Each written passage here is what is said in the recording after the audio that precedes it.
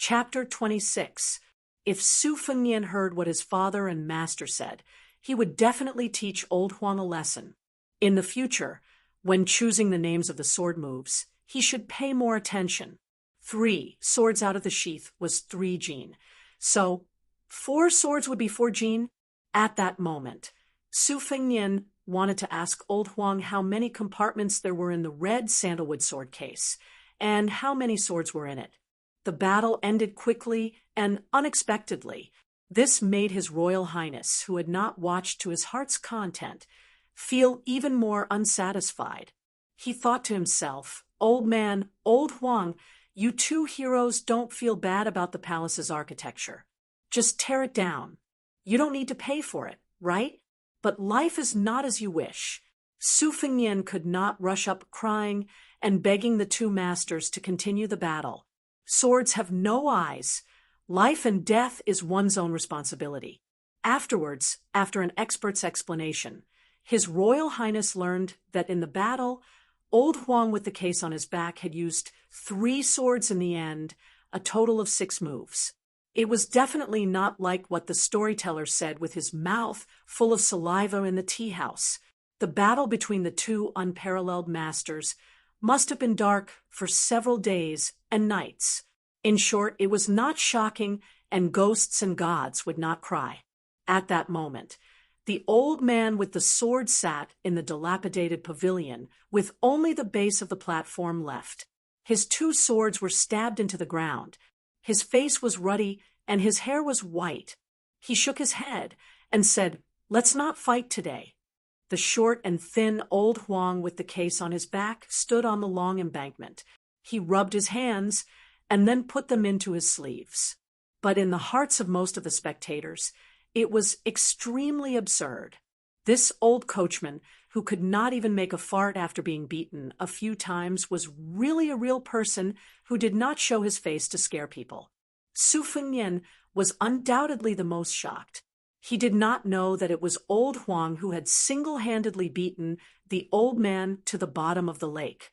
If not for that, would the great pillar of the country, Su Shao, be at ease and let his most beloved son travel 6,000 li? Every time his life was hanging by a thread, he still managed to keep his life? Sitting on the ground, the old man shouted to Su Fengnian, "Kid, give Grandpa some wine and meat. After eating and drinking, I will fight with old Ninth Huang for 500 rounds. Whoever loses will go to the bottom of the lake." Su Fengnian could hear the old man's heroic voice from afar. After hesitating for a long time, he still ran to ask the steward to prepare a sumptuous meal.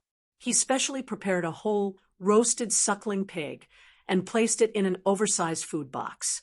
Su Fengnian carried it and ran up the long embankment. His footsteps became slower and slower. When he passed by the coachman, old Huang, he threw a glance at the old servant, who was still complaining that His Royal Highness had forgotten to reward him with a pot or 2 of dragon rock sunk vat. The old servant rubbed his cheeks to indicate that he was fine. Only then did Su Fengnian muster up the courage to step forward and place the food box on the ground in front of the old man. Just now, the steward didn't forget to give His Royal Highness a few crispy cucumbers. The old man didn't stand on ceremony. He tore off a pig leg and stuffed it into his mouth. His mouth was full of grease. After eating live carp with a fishy taste for more than 10 years, the 10-foot-tall old man clearly liked this exquisitely cooked suckling pig. Su Fengnian squatted in front of him and slowly nibbled on a cucumber. He was thinking of a touching opening speech. After all, they had been friends for more than 10 years. He had to make good use of it. In the past, when he entered the water to look at the old man, it was as if they were looking at each other in the underworld. Now that he was finally in the world of the living, he had to come up with a plan. Otherwise, he would be scared witless and take the risk to make such a big fuss. Moreover, he also had to be busy. It was not in line with His Royal Highness' style of doing things. Without waiting for Su Fengnian, whose eyes were secretly rolling around, to finish his little abacus, the old man bluntly said, "Back then, it was the king of Belyong's scheme and old Ninth Huang's strength that made me, your grandfather, live at the bottom of the lake and live a life worse than death. Today, you saved me, so we're even." I also exchanged blows with old Ninth Huang and turned his 5 broken swords into 4. As for Belyong Palace, your grandfather is kind and won't tear it down. Kid, don't expect your grandfather to repay your favor. Su Fengnian, who was staring blankly, thought to himself that he had met an opponent who was as thick-skinned as him. He carefully asked, "Old Grandpa, there's wine and meat in the mansion, and old Huang will fight with you. Why don't you stay?" The old man sneered and said, "There are many masters in the world. After I defeat old Huang's 9th saber, your grandfather will go to Martial Emperor City and defeat the world's 2nd best. If your grandfather isn't the world's best, then what am I? A small prince's mansion is not worthy of your grandfather's attention." Old Huang, who had taken off the red sandalwood sword case to sit on, put a blade of grass in his mouth and chewed carefully. He imitated his royal highness and rolled his eyes. Su Fengnian looked embarrassed. He had no experience dealing with a hero like the old man, who killed people as if they were chopping melons and vegetables. He did not know what to say. The last cucumber in his hand was snatched away by the old man. He bit off half of it, spat a few times, and threw it into the lake. The old man, who was busy dealing with a pig's trotter, glared at Su Fengnian and said, "Kid, you want to eat this tasteless thing?" Su Fengnian, whose face had been sprayed with saliva, lifted his sleeve and wiped it away. He asked tentatively, "Old Grandpa, can you help me teach someone a lesson? He's a martial granduncle from Mount Wudong, a master." The old man thought for a moment and nodded. "I've been indebted to you all these years. I've tasted some cooked food, but if you ask for more, your grandfather will beat you up. But if you want to fight and kill, your grandfather is willing. Wait until I defeat old Ninth Huang. Then I'll leave immediately." Old Huang did not give him any face and slanted his mouth. He held the stalk of grass in his mouth, and his old face was full of ridicule. The old man angrily shouted, "Old Ninth Huang, you don't accept it? If you don't accept it, let's fight again." Old Huang simply turned his body around and turned his back to the old man, out of sight, out of mind. Su Fengnian, who was covering his ears, felt a headache. If the old man had not promised to go to Mount Wudong to teach that bastard Taoist priest a lesson, he would have let old Huang beat this untactful old man to the bottom of the lake. In this lifetime, other than those servants who jumped into the lake to commit suicide, there would be no hope of seeing another living person again. Su Fengnian softly exclaimed in surprise. Since old Huang's skills were so valiant, why did he choose to go to Mount Wudong with the sword case on his back? Wouldn't it be easier to just bring old Huang, who was carrying the sword case, to Mount Wudong? Why did he have to look at the old man's face and listen to his roar? Su Fengnian weighed the pros and cons. His face was gloomy and uncertain. The old man's appearance was boorish, but his mind was as meticulous as hair. The whole suckling pig, including the meat and bones, entered his stomach. He patted his stomach in satisfaction and said with a hee-hee, "Child, as soon as I saw your eyes turn, Grandpa knew that you were thinking of something. What, you want old Ninth Huang to throw me back to the bottom of the lake? To tell you the truth, it's easier to invite Buddha than to send Buddha away. If I hadn't fallen into Li Yuanying's evil scheme, even if I didn't defeat old Ninth Huang, Grandpa would still be able to come and go as I please." At the bottom of the lake, there were 4 iron balls weighing 4,000 caddies. 2 of the twin sabers were poured into the balls, and that was how Grandpa was trapped. Now that I have the twin sabers in my hands, the world is mine. Wah, child, aren't you afraid? His Royal Highness, who was being roared and spat again, squeezed out a smile and muttered, "How could I?" Feng Nian's admiration for old grandpa is like the great river flowing east like the stars in the plains. The old man said with a smile that was not a smile, "Child, you're different from that butcher Sue. You're more to my liking.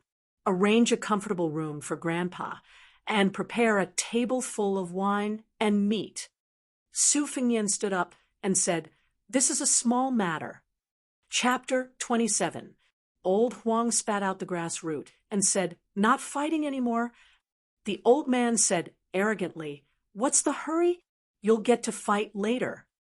Old Huang carried the sword case on his back and said flatly, "Forget it if you don't want to fight. I'm going to the Martial Emperor City to get the yellow cottage back." The old man was shocked. "Really?" Old Huang nodded. The old man sighed and shook his head with a bitter smile. "Then I won't fight anymore. It's a waste of my energy." Su Fengnian was confused. He arranged the huge old man, Yuan Zuozong, who was more than 9 feet tall, to stay in a yard. Su Fengnian went to the stable. Old Huang was carrying the sword case and a cloth bag. He was chatting with the date red horse as if he was saying goodbye. Su Fengnian was surprised. "Old Huang, what's going on?" The old groom said softly, "I've been watching Chu Kuang-nu at the bottom of the lake all these years. Since he's been released by the young master, there's nothing for me to do. I was defeated by the old monster Wang Xianji and left the yellow cottage sword in the Martial Emperor City. I couldn't let it go these years and wanted to get it back." Su Fengnian said bitterly, "Is it the giant sword stuck in the wall of the Martial Emperor City? The yellow cottage that ranks fourth in the top 10 famous swords?" Old Huang smiled and nodded. The Martial Emperor City was located at the edge of the Eastern Sea.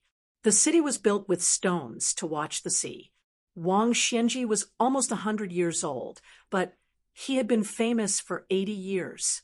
He was a martial arts genius that only appeared once in 100 years. He was famous for not carrying any weapons when he was young. He always fought with one hand. At 25, he was promoted to the ranks of the Peerless Masters. At 40, he challenged the sword god Li Chungang and broke the wooden ox and horse that could cut iron like mud with 2 fingers. He was famous all of a sudden. Wang Xianji obviously had the qualifications to be the first in the world, but he claimed to be the second. This made the top 10 masters in the Wulin Jianghu ranked 11th. The first place had been vacant for 20 years. In the past 50 years, there were 2 peerless masters who used swords. The new sword god Dong Tai held a peach branch and fought with Wang Xianji 3 times. He neither won nor lost. He was ranked 3rd in the top 10 masters. The other one was elusive. People only knew that he was from Western Shu. He was a nameless swordsman. After 30 years of swordsmanship, he comprehended the way of the sword and traveled Jianghu alone. He collected all the famous swords in the world and put them into his sword box. The world only knew that he fought with someone and became famous. Although he lost and left a sword on the city wall, no one doubted that this mysterious swordsman did not lose honorably because he lost to the old and strong Martial Emperor City's Master Wang Xianji. Who would have thought that such a swordsman, who could shake 40 provinces, with one sword was a coachman in Beiliang Palace? He talked and chatted with horses all day long. At most, he would ask His Royal Highness for a pot of yellow wine to satisfy his cravings. Therefore, when the old man heard that 9th brother Huang had returned to the Martial Emperor City to challenge Wang Xianji, he knew that he could not beat him 10 years ago. Su Fengnian, who was holding a cucumber, smiled bitterly and said, "Old Huang, tell me, how many swords are in this sword box? Everyone in the world is guessing." Old Huang, who had a few stalks of horse grass stuck to his head after lying in the stable for a while, scratched his head and said, "There are 3 levels and 6 compartments in the sword box. Originally, there were 6 of the 10 famous swords in the world, but now there are only 5. Su Fengnian was speechless. Old Huang, you're an expert. Can you be any better? Old Huang said naively, if young master wants to play with swords, I'll leave 3 or 4 for you. Su Fengnian shook his head and said, no, I'd rather you carry 180 swords and stab that Wang Xianji into a hornet's nest. Then, when you go out to flirt with the heroines of Jianghu, I'll be proud to say that I stole chickens and ducks with you, Old Huang. Isn't that right, Old Huang? Old Huang grinned, foolishly.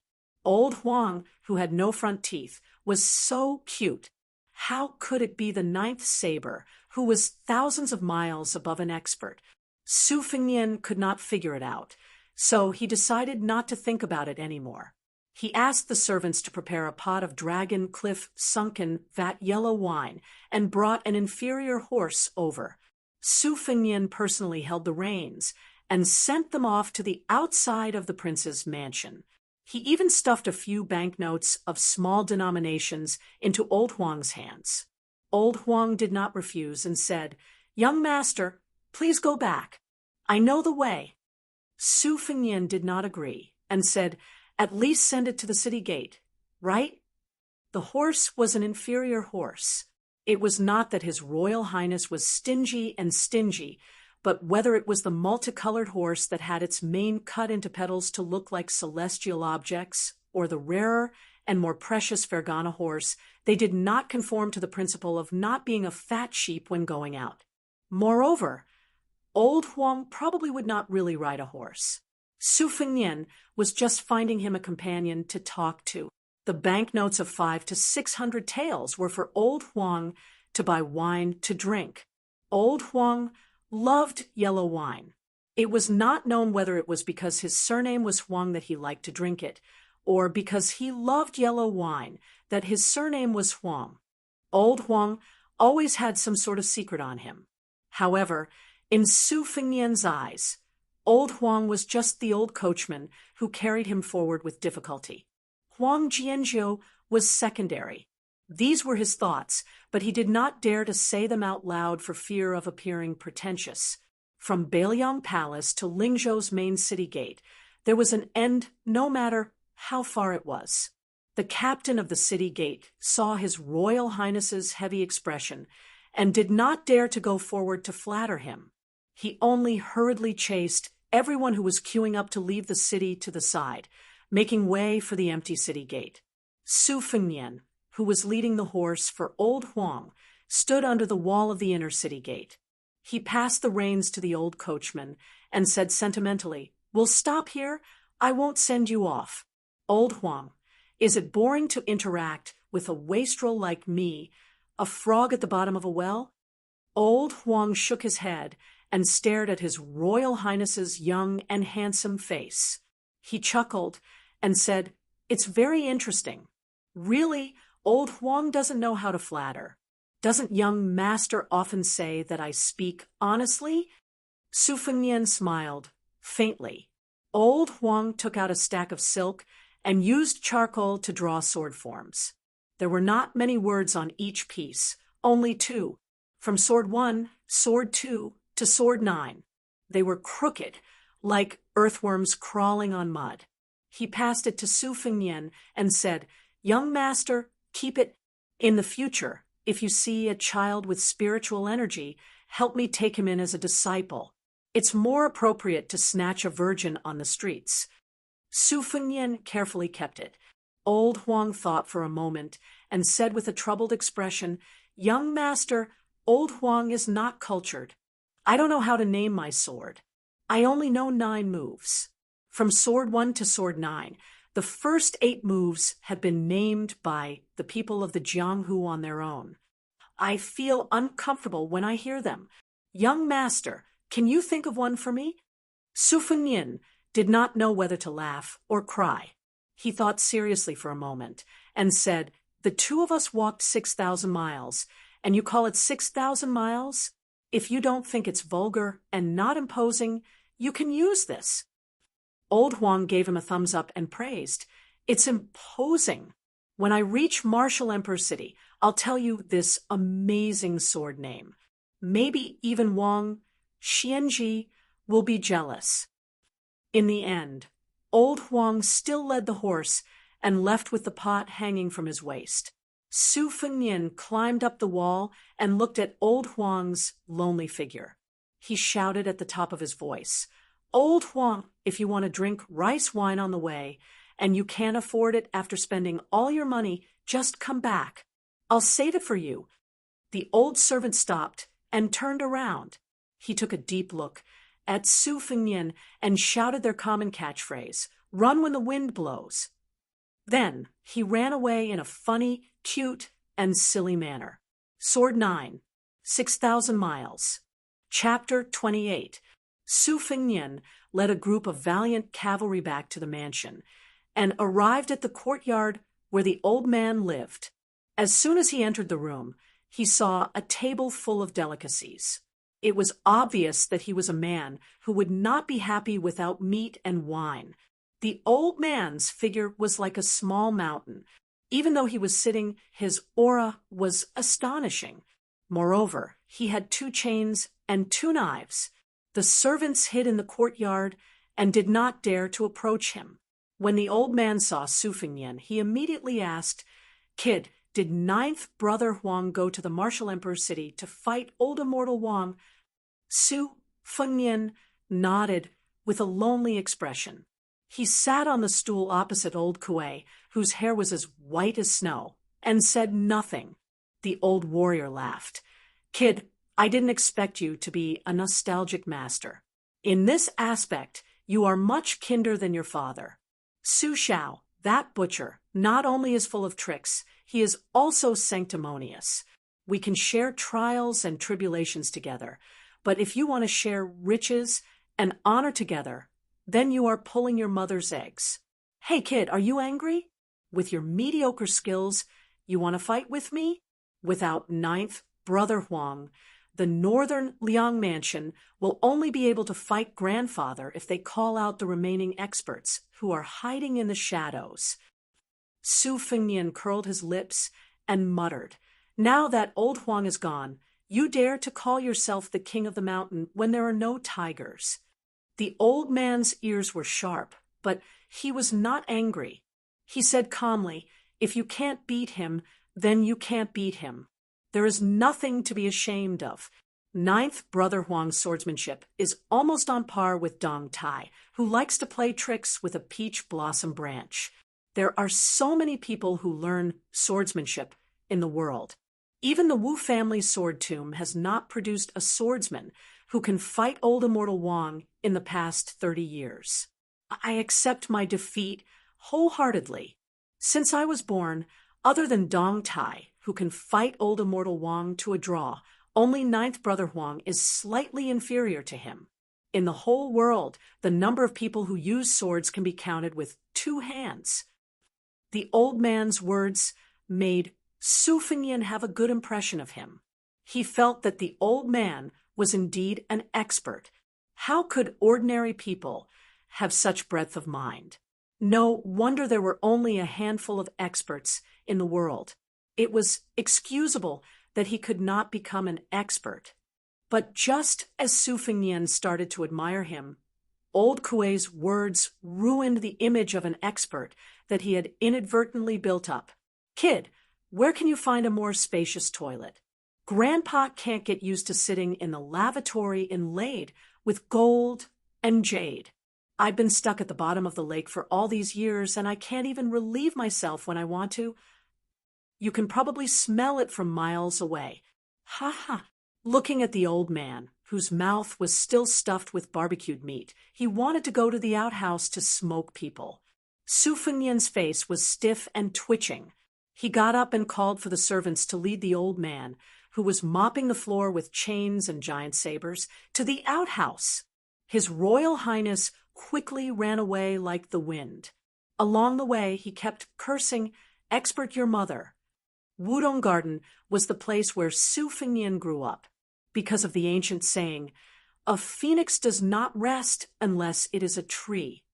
the great pillar of the country, Su Xiao, always liked to say earnestly, "Son, when your mother gave birth to you, she had a dream that a phoenix entered her stomach. You are a natural talent. If I don't love you, who should I love?" At first, Su Fengnian would refute. Then why didn't any expert say that I was a martial arts prodigy? Su Xiao would explain. True experts are those who are not willing to move once they take root in a place. Look at Wang Xianji and those old swordsmen of the Wu family's sword tomb. Which one of them would come out and claim to be an expert? Those who come out to make a living are all liars. How could they see through my son's natural talent? After Su Fengnian's ears grew calluses, he simply ignored this. He felt that as the heir of the only prince with a different surname in the dynasty, he didn't need to roll up his sleeves and beat people up. However, in his heart, he was still a little envious of those heroes who jumped onto roofs and vaulted over walls and competed on the roofs of the city walls when they had nothing to do. As for now, after seeing the godly skills of horsekeeper Old Huang and the white-haired old man, he couldn't help but feel a little regretful. He had heard that in the Jianghu there were only a handful of immortal couples. The man's skill was unparalleled, and the woman's martial arts were unparalleled. When had he ever heard of the man being handsome and the woman having unparalleled martial arts? When Su Fengnian entered Wudong Garden, his gloomy mood lightened. A maidservant named Bluebird came up to greet him. Her delicate arm was embroidered with precious shoe embroidery, and the 6-year phoenix spear falcon was perched on it. When she saw His Royal Highness, she smiled sweetly and said, "Young master, Sweet Potato has already warmed the bed. Green Ant is lying on the chessboard, waiting for young master to play with her." Su Fengnian stretched out a finger to tease the spear falcon. He smiled as he entered the room. Outside the room, 2 beautiful maidservants had already taken off his outer robe for him. There were a total of more than 20 maidservants in Wudong Garden. The maidservants originally had elegant names like Red Musk or Brother Parrot. However, after His Royal Highness returned from his travels, other than Bluebird, who was a little luckier, most of the others had their names changed. Even the maidservant Red Musk, who had always been favored by His Royal Highness because of her delicate fragrance, was not spared. Her name was changed to the unbearably vulgar Sweet Potato. There were others who were even more unlucky. For example, Bygone, who had the same name as Liquor. The most unlucky one was a maidservant who had received the name Cucumber because she liked yellow clothes. After entering the inner room, Su Fengnian jumped onto the bed and burrowed into the blankets. He hugged a beautiful woman in her prime. The entire blanket was filled with fragrance. After a few more days, it would be even more magical. As long as the girl in his arms walked out of the door, she would attract bees and butterflies. She was the eldest maidservant Sweet Potato. As for the maidservant who was good at Go, she was called Lu Yi. She was known as the female national chess player of Bailiang Palace. Some of the officials who were good at chess would have a headache when they met her. Usually, there were 17 Go boards. Changing 17 to 19 was another great feat of Su Fengnian's second sister. It had caused a huge uproar in the dynasty. In the end, she was first accepted by Shangyin Academy and became the mainstream of famous scholars. Su Fengnian played a game with Lu Yi. He was absent-minded and naturally lost badly. Actually, he wasn't bad at chess. Even his master, Li Yishan, had commented that his vision was excellent, but he was reluctant to lay out the details, and his strength was lacking. Although this didn't sound like a compliment, it was a great honor to hear it coming from Li Yishan's mouth. Of course, Su Fengnian could not be considered a Go master. The true national chess player was Su Fengnian's second sister, Su Weisheng. She was a valiant figure who made the so-called famous scholar. Mu Yehu feel ashamed of his inferiority. Su Fengnian pushed away the game that had already ended and lay on the bed. He let the head maidservant, Sweet Potato, rub his temples. The second maidservant, Lu Yi, saw that her master was not in a good mood and did not dare to disturb him. Su Fengnian stood up and said, "All of you leave first. Without my permission, no one is allowed to enter, not even Su Shao." Sweet Potato was born with a voluptuous body and fair skin. Coupled with her innate body fragrance and elegant mannerisms, she didn't deliberately compete for attention. Instead, she was the most favored one. When she got off the bed, Su Fengnian smiled and patted her buttocks. She blushed and looked back with a charming smile. After the maidservants left, Su Fengnian immediately sat up straight and took out what could probably be called a sword manual. This was old Huang's life's work. Even if Su Fengnian had no interest in martial arts, he had to treat it seriously. He hid it in a box made of unknown material under the bed.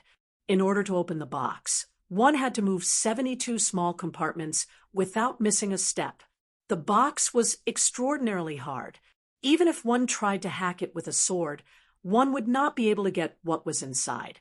Su Fengnian's movements were skillful. He could open the box even with his eyes closed.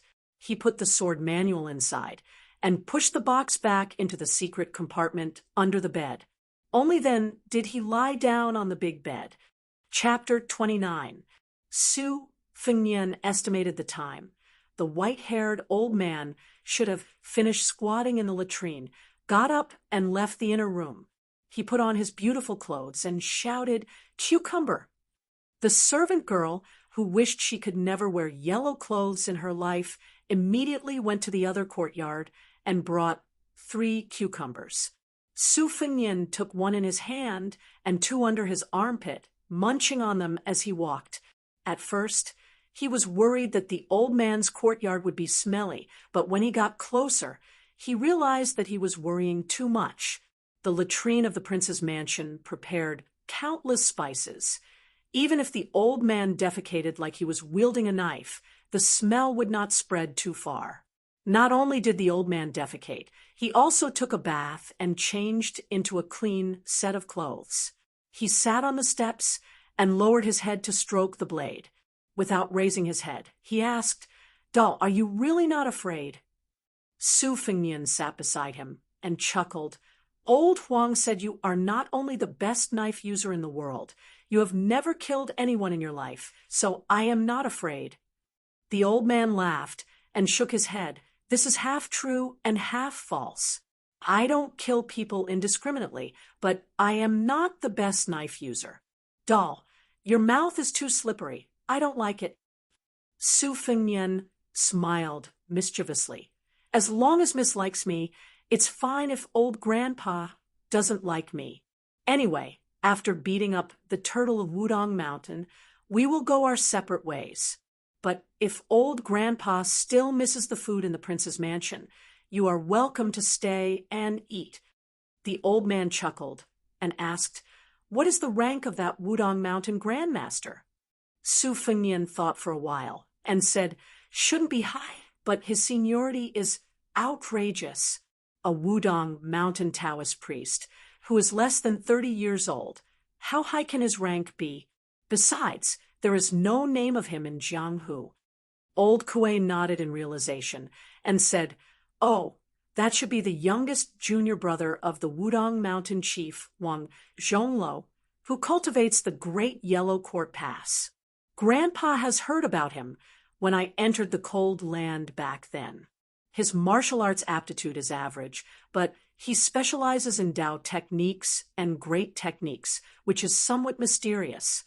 Su Fengnian asked the question he was most concerned about.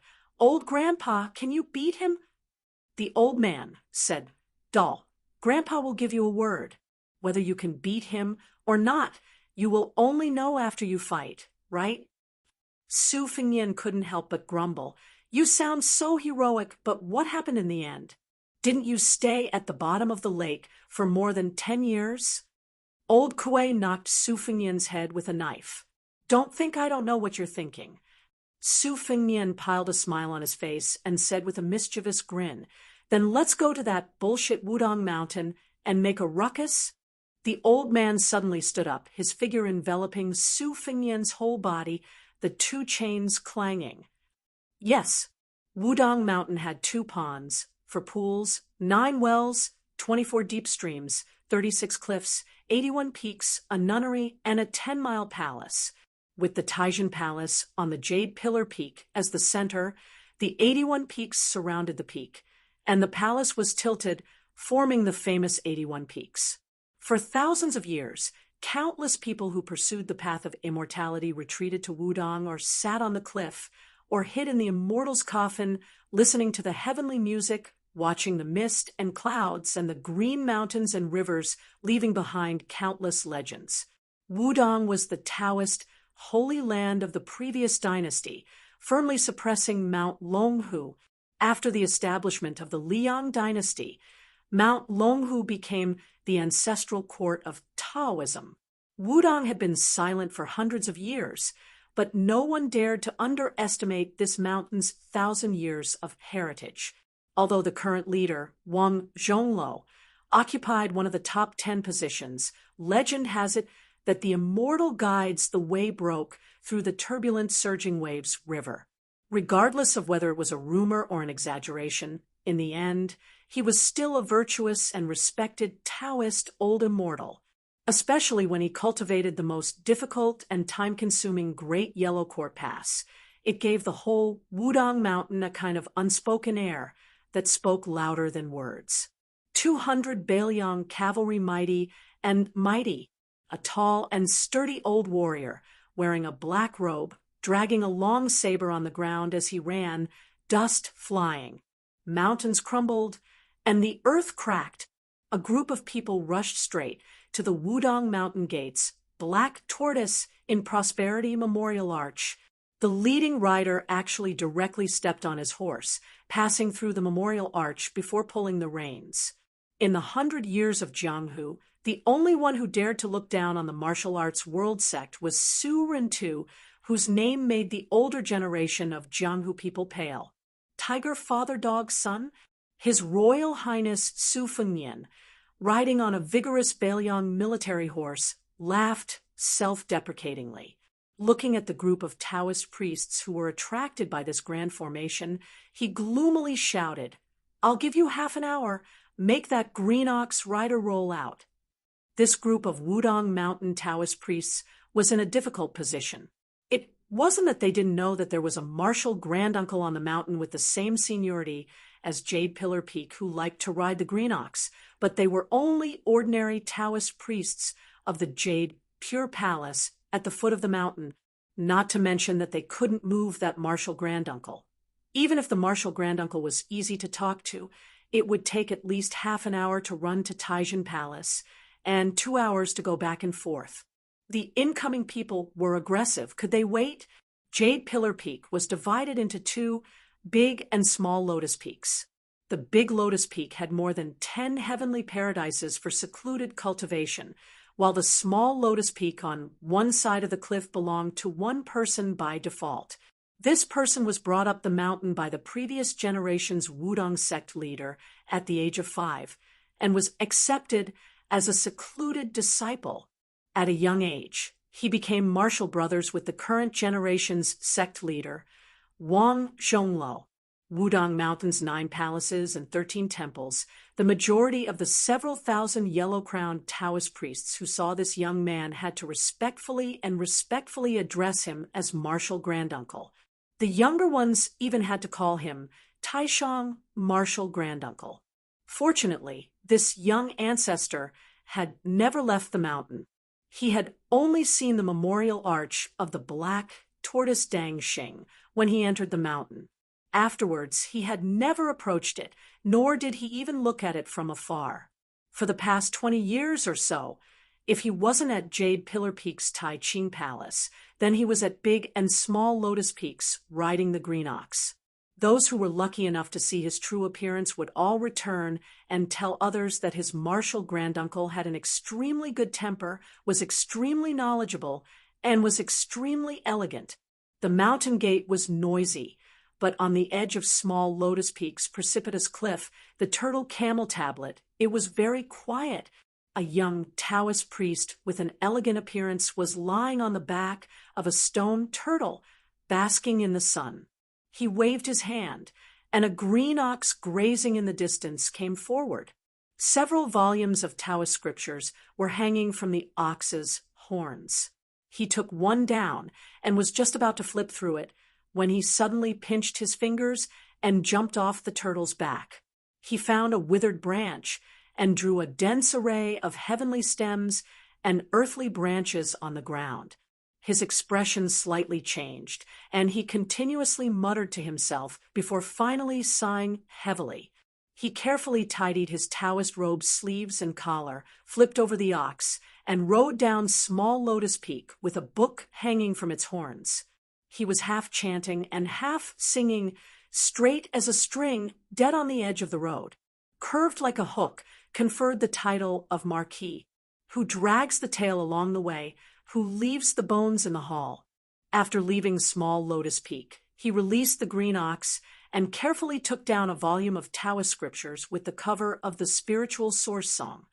He read it as he walked, and with great interest, he went straight to the foot of Wudong Mountain. On the way, there would occasionally be Taoist priests who would stop and call him martial uncle or martial granduncle. He would smile and greet them, and was very amiable and approachable. Everyone only felt that this young senior was really diligent. He was indeed worthy of being the martial granduncle who had annotated countless ancient books in the Jade Pure Palace. It was no wonder that the headmaster praised him as the martial arts and orthodoxy of the world will be shouldered by him. But they didn't know that this martial granduncle, who had an extremely good reputation, was currently reading an erotic novel that was most despised by Taoists. It was just that it was pasted on the cover of the spiritual source song. The Taoist priest flipped through the book over and over again, and because he couldn't bear to part with it, he borrowed it from His Royal Highness in the past. As he neared the foot of the mountain, he flipped the page over and over again dozens of times. Only then did he reluctantly put it away, and with a face full of righteousness, he said, "Even if you beat me black and blue, I will definitely not return this book." Chapter 30. When Su Fengnian, who was sitting high on his horse, saw that familiar figure, he hid in a corner of the pure jade palace and poked his head out.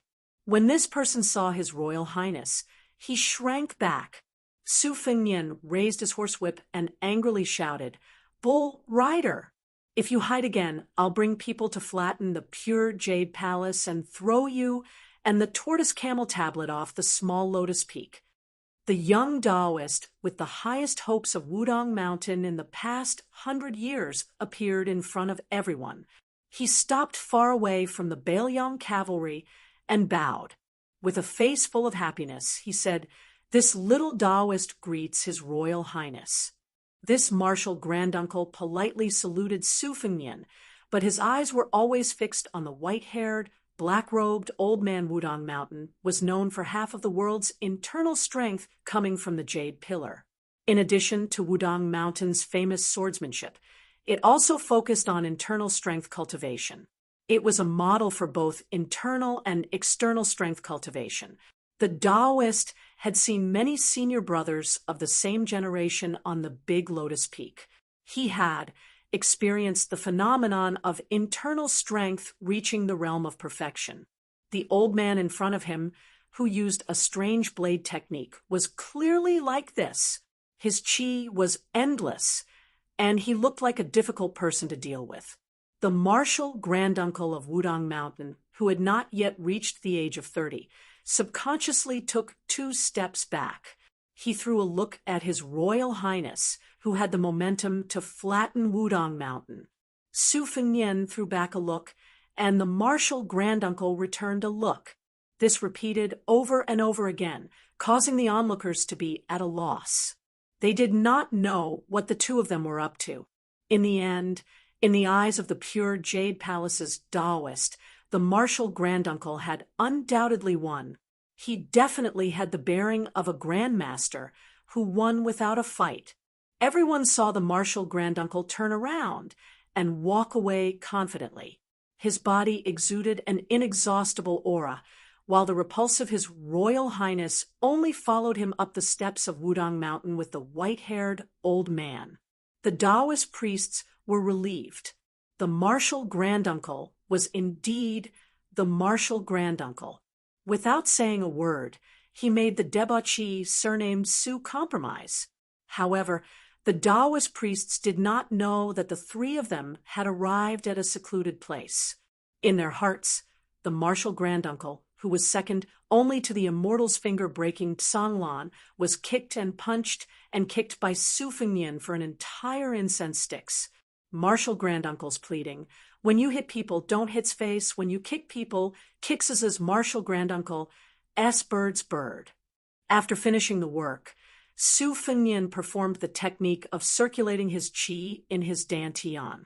Finally, he felt refreshed. Leaving behind a forbidden erotic book, Su Fengnian swaggered off.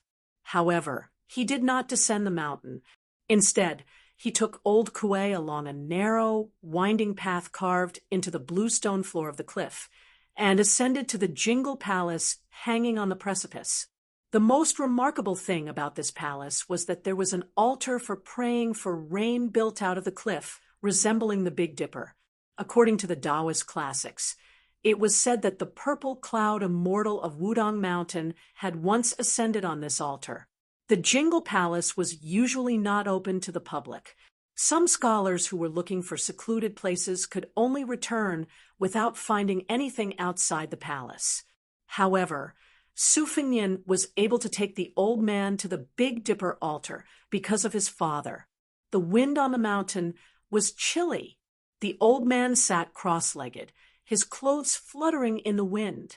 He narrowed his eyes and looked at the distant peak and the sea of clouds. With light steps, Su Fengnian stood behind the old man with the saber. Only then did he stabilize his body. He could barely open his eyes and could only sit down, coincidentally hiding in the old man's shadow. Su Fengnian strenuously shouted, "Old Grandpa, how's that little Taoist skill?" The old man seemed to be puzzled and said, "His martial arts are mediocre. He seems to be the same as you. It's a pity that father and mother gave him such a good physique. As for the Tao technique, I don't know how to test it. I don't know, but it shouldn't be too bad or too good. Most of the difficult things in the world can't escape the path of sailing against the current. If one is not willing to endure hardships, how can one become a talent? It's strange. Why did Wudang Mountain choose this material? Could it be that it's the same as the descendants of the Zen sect? I can't figure it out. I can't figure it out." Su Fengnian was even more puzzled. He asked, "Can this Tao technique be eaten, or can it be used to kill people?" The old man thought for a while and laughed. "Kid, you asked the wrong person. It can't be used to kill people." The young Taoist from Wudang Mountain, who was of the same generation as the supreme leader, put his hands into the sleeves of his Taoist robe and stood at the edge of the altar. However, he refused to step on the 7 stars and smiled as he gave the answer. Looking at his figure, he wasn't like the old man who was as immovable as a mountain, nor was he like Su Fengnian, who was stumbling. He only swayed with the wind, swaying and swaying. The amplitude was not too big nor too small. Su Fengnian's eyes were poor. He didn't see the knack. He just turned around and stared at the bull-riding Taoist, who made his sister leave Bailiang with regret. He asked gloomily, "Hong Shixiang, why don't you want to go down the mountain and walk through the black tortoise will prosper memorial arch?" The youngest ancestor in Wudang Taoist's 1,000-year history grinned, his face blushing with embarrassment. He said, "I came up the mountain when I was 5 and learned a little bit of divination when I was 8. Master told me to calculate a little every day, a little every month, and a big one every year to calculate when I can go down the mountain and when I need to go into seclusion on the mountain. But ever since I learned this knowledge, there hasn't been a day that I don't need to go into seclusion." Su Fengnian didn't take it seriously. He sneered, "I heard that your master set a rule for you before he died. If you don't become the best in the world, you can't go down the mountain? Then it seems like you won't be able to go down the mountain for the rest of your life." The Taoist with an extraordinary name still kept his hands in his sleeves and laughed. "It's true that I'm the best in the world, but I eat the most and read the most. Master didn't say that I'm the best in martial arts. There will be a day when I go down the mountain." Su Fengnian got up with difficulty and looked in the direction of Jiang Nan. He said softly, "But at that time I'll be old. When we meet again, white hair will meet white hair. Is it useful?" Hong Shixiang closed his eyes and didn't say anything. Su Fengnian let out a long breath and snorted coldly. He walked out of the altar and passed by the Taoist priest. He stopped and asked, "What do you think of my sister?" The Taoist priest, who had been in the lapis lazuli world for as long as he could remember, said softly, "She's the best." Su Fengnian walked out of the Jingle Palace with an expressionless face. Behind him, the old man with the fierce blade seemed to be deep in thought. Zhao Shixiang waited for His Royal Highness to walk away. Then he squatted down in an inelegant posture and rested his cheeks on his hands. He was lost in thought and muttered to himself, "Red beans grow in the southern kingdom. Spring comes and the branches grow and wither in winter. It's better not to miss than not to miss." Above the Taoist priest's head, dozens of red-crowned cranes full of spiritual energy circled and cried, making him look like a celestial immortal.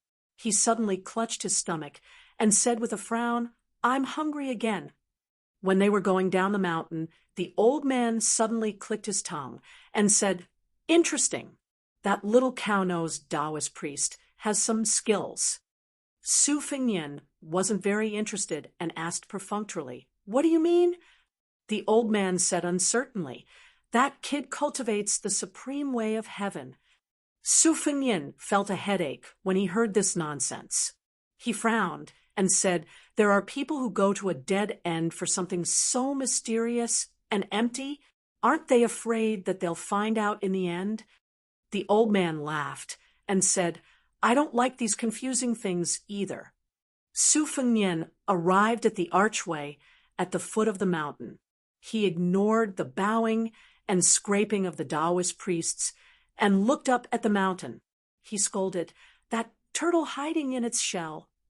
200 cavalrymen standing respectfully at the foot of the steps saw His Royal Highness and mounted their horses again.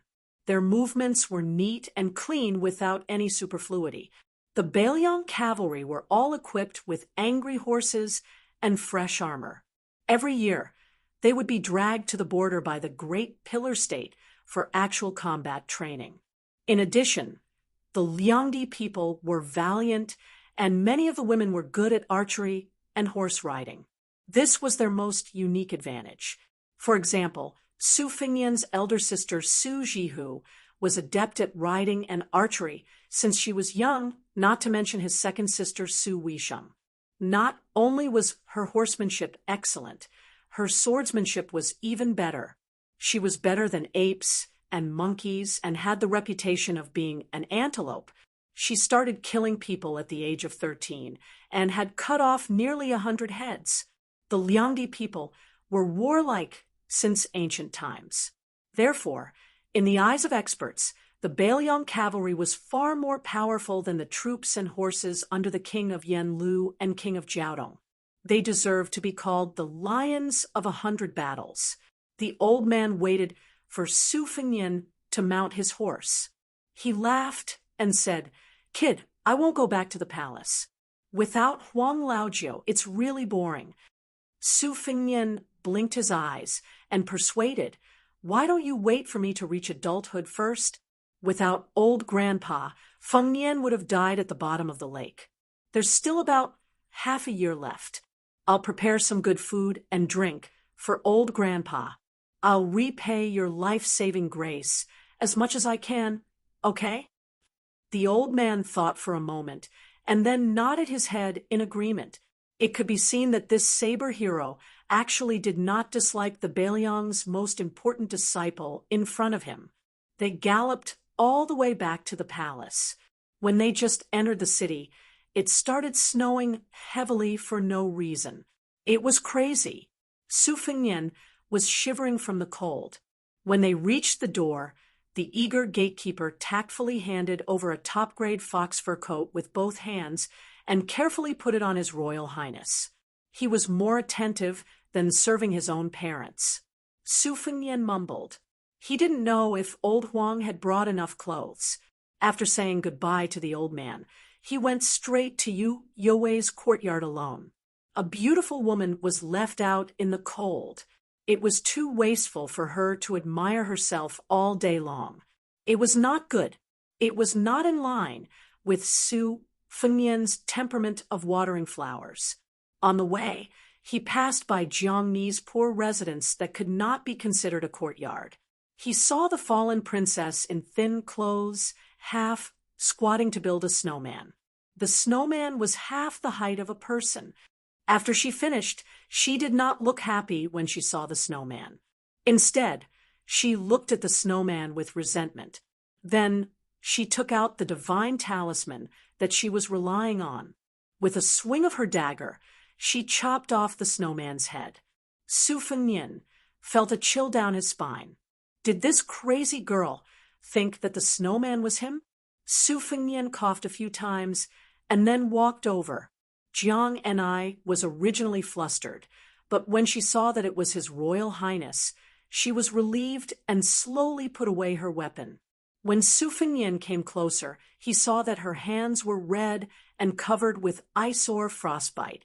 She looked like a pitiful servant girl who was bullied in the laundry department. Su Fengnian sighed and squatted down to rebuild the snowman's head.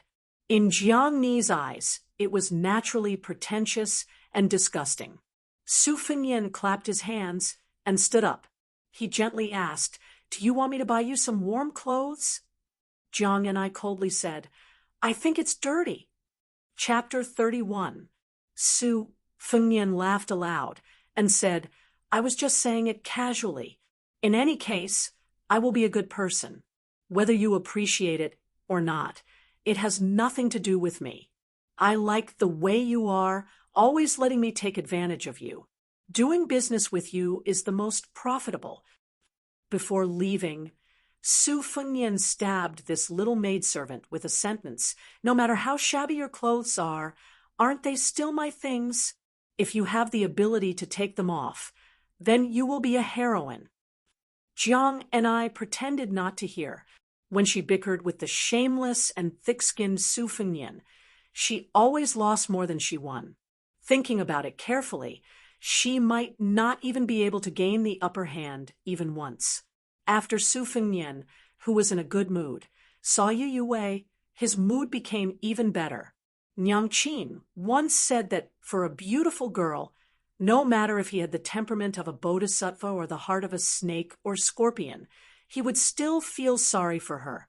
In his nearly 20 years of life, Su Fengnian had never done anything ruthless. On the contrary, he had directly or indirectly saved the lives of more than 20 maidservants who were as lowly as dust.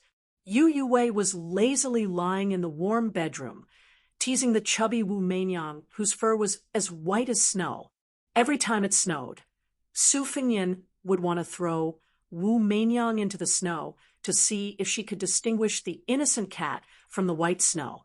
He had been holding back this kind of evil interest, thinking that when Yu Youwei and Wu Meinyang separated, he would definitely give it a try. Su Fengnian took off his boots and lay down beside Yu Youwei, leaning on her warm and graceful body. He closed his eyes to rest and said softly, "I went to Mount Wudang and gave a good beating to a Taoist priest of the same generation as the sect leader. Wasn't that amazing?" Yu Youwei smiled faintly and said, It was the great pillar of the country that was amazing.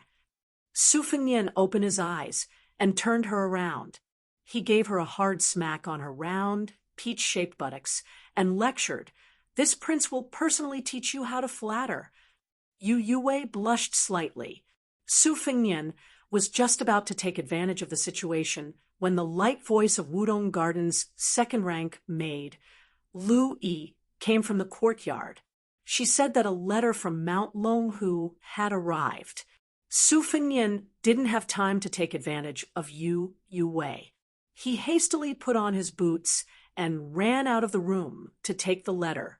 Seeing that Lu Yi's slender shoulders were covered in snow, he smiled and gently brushed it off for her. When he arrived at his own Wudong Garden, he found that the floor tiles here were the best. It was fine to go barefoot, as it wasn't hot or cold. It couldn't even compare to Su Zhao's room.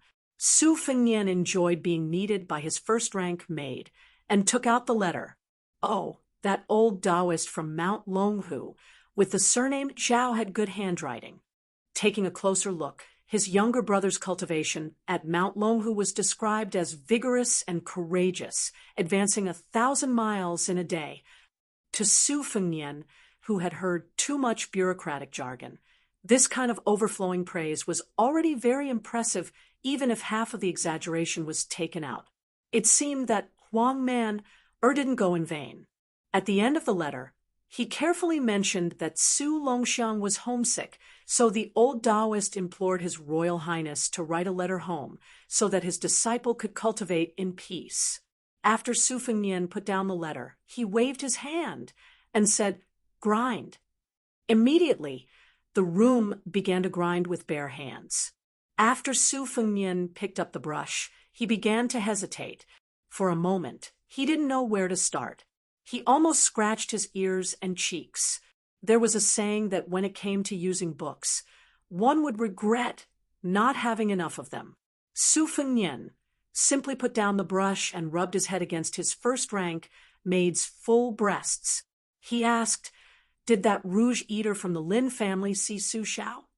Sweet Potato said coquettishly he saw him, but he didn't want to leave. Su Fengnian smirked and said, "Could it be that this debauchee wants to eat your rouge?" Green Ant said with disdain, "That tattered embroidered pillow is not worthy of our sister's attention." Su Fengnian rolled his eyes and said, "Am I not an embroidered pillow?" Sweet Potato's hands gently wrapped around His Royal Highness, squeezing her firm breasts into an astonishing curve. She said with natural charm, "His Royal Highness is not a pillow, your servant is." Su Fengnian smiled and said, "This little mouth of yours is quite impressive." Green Ant sat a little further away, picking up and putting down the chess pieces again and again, bored to death. Su Fengnian sat up straight and looked outside the room. Unsurprisingly, Bluebird, the eccentric maid, was in a daze again. Wudong Garden was a small sparrow, but it had all the essentials. In addition to the fourth-rank maids and female servants, there were all kinds of odd-job workers. Because of His Royal Highness, they had a very high status in Beiliang Palace. Not to mention the first-rank maids that Su Fengnian especially favored. Even the second-rank maids were welcomed with smiles by the housekeepers and gatekeepers. Of these maids, Sweet Potato, who was nicknamed Red Deer, had a weak personality and was easy to talk to. Bluebird was the complete opposite. She was respectful and close to Su Fengnian, but she did not follow blindly. Su Fengnian had been mischievous since he was young and had caused trouble many times. It was always the Bluebird, whose temper was like a red-maned horse, who cleaned up his messes. Speaking of Bluebird, ever since Su Fengnian was sensible, he had felt that she was always by his side. It was Wang Fei who had personally led her to him. She was not like a maid, but more like an older sister. She was not very close to the other maids in Wudong Garden. She was born with a cold face and a cold heart. Every year, she would not be in the Wang Fu for a few periods of time, but every time she came back, she would give His Royal Highness a small object, that she cared about. After a small incident in his youth, Su Fengnian had kept it. Generally speaking, the people in Wudong Garden were all people with no big stories. They were pleasant people, but after chewing and chewing, they were bland and thin. It seemed that this was all because the great pillar state could not tolerate sand in his eyes. Su Fengnian did his best to empty out the ink in his pocket before he could barely write a letter to the Feng family. It was long-winded and long-winded. It was all trivial matters, the complete opposite of his original intention. In the end, he had to comfort himself that if he wrote too profound, Huang Manor would not understand. It was best to be straightforward. After he finished writing the letter, Su Fengnian stretched and went out of the room. As expected, he saw blue birds standing in the corridor of the courtyard, lost in thought. He looked at the sky. The heavy snow had stopped for a while, and it was the best time to travel at night. He pulled Blue Bird out of Wudong Garden and planned to go to Fengyi Hall to tease the sickly and pitiful fan Mimi. As for Lin Tanhua, Su Fengnian felt that she was very much to Li Hanlin's liking. On the way, Su Fengnian remembered that today seemed to be his dog's day. He smiled and asked, "Has there been any movement in the Fu?" Blue Bird's reply was as concise and clear as ever. "There has been." Su Fengnian's spirits were roused. He smiled and asked, "Is it going to the Tide Listening Pavilion, or is it looking for Su Xiao?" Blue Bird shook her head and said, "I don't know." Su Fengnian sighed with regret. There are fewer and fewer people taking the bait these days.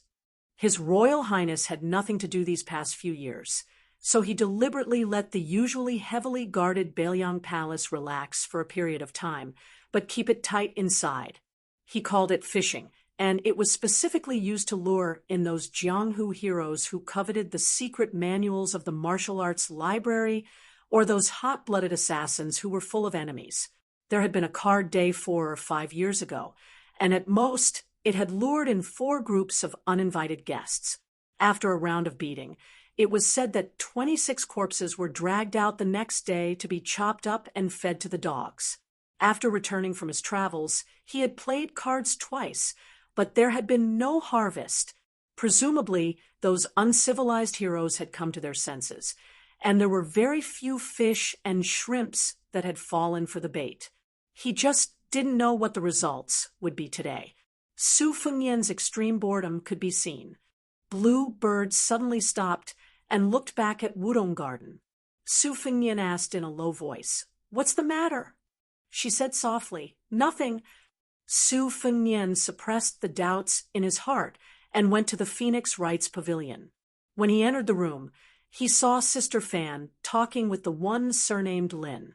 Seeing Su Fengnian, Miss Fan seemed to be stunned for a moment, while Tanhua Lin looked as if he had lost his parents. From what he had seen and heard in the residence recently, he finally knew that the person in front of him, who claimed to be His Highness's study companion, was the real heir apparent of Prince Liang. He stood up nervously and bowed to the ground, saying in a trembling voice, "Greetings to His Royal Highness." Before Su Fengnian could speak, the noise of the prince's mansion soldiers came from outside the door. Master Lin was confused, but Sister Fan smiled sadly and looked at Su Fengnian with a complicated expression. Yuan Zuozong, who was second only to Chen Jibao among the Pillar State's adopted sons, walked into the room in armor and held a portrait in his hand. The Beiliang's first general narrowed his beautiful eyes and greeted His Royal Highness. Then he turned to look at the young guests. His eyes instantly turned cold, and he sneered, "Fan Xiaochai, Lin Yu, come with me." Tanhua Lin was stunned. He didn't know what was going on, but he had suffered an unexpected disaster. His legs immediately went soft, and he sat down on the chair. The weak Miss Fan was taken away. She spat at Su Fengnian in front of her. She was very tough. As a result, she was slapped out of the room by Yuan Zuozong. She lay in the snow like a pile of mud. Su Fengnian didn't bat an eyelid. He took the portrait from Yuan Zhuozong's hand. It was a portrait of himself. It was only 60 or 70% similar, but it was 12% similar. It could be seen that in the eyes of Sister Fan, he was quite insignificant. She didn't even want to look at him. In her mind, he was even more despicable. Su Fengnian sat down with the portrait and smiled. The two special assassins were taken away by Yuan Zhuozong. Su Fengnian looked up and asked, "Blue Bird, what about Wudong Garden?" She calmly said, "It's all right." Su Fengnian said self-deprecatingly, "Once I drank with Lu Qiuer and got drunk. The fatty said that I had two groups of death guards. One group had 4 people and only had 4 code names, A, B, C, and D. He didn't even know about the other group. Tell me, how many people are there in Wudong Garden? Are they maids or other servants?" She closed her mouth and didn't speak. Su Fengnian looked straight at Blue Bird. "Are you one?" Blue Bird still didn't speak. Su Fengnian sighed and looked down at the portrait. "If it's safe here, you can leave first." She left quietly without a sound. She came to Wudong Garden. The beautiful maid Sweet Potato was sitting on the railing of the corridor. She was holding a small bronze mirror.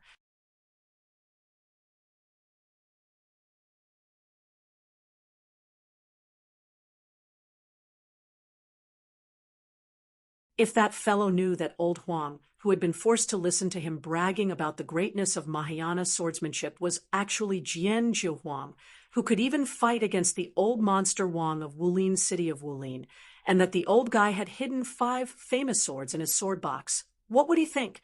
That fellow who had always wanted to find a famous teacher to learn from was doing well now. Had he reached a higher level in swordsmanship?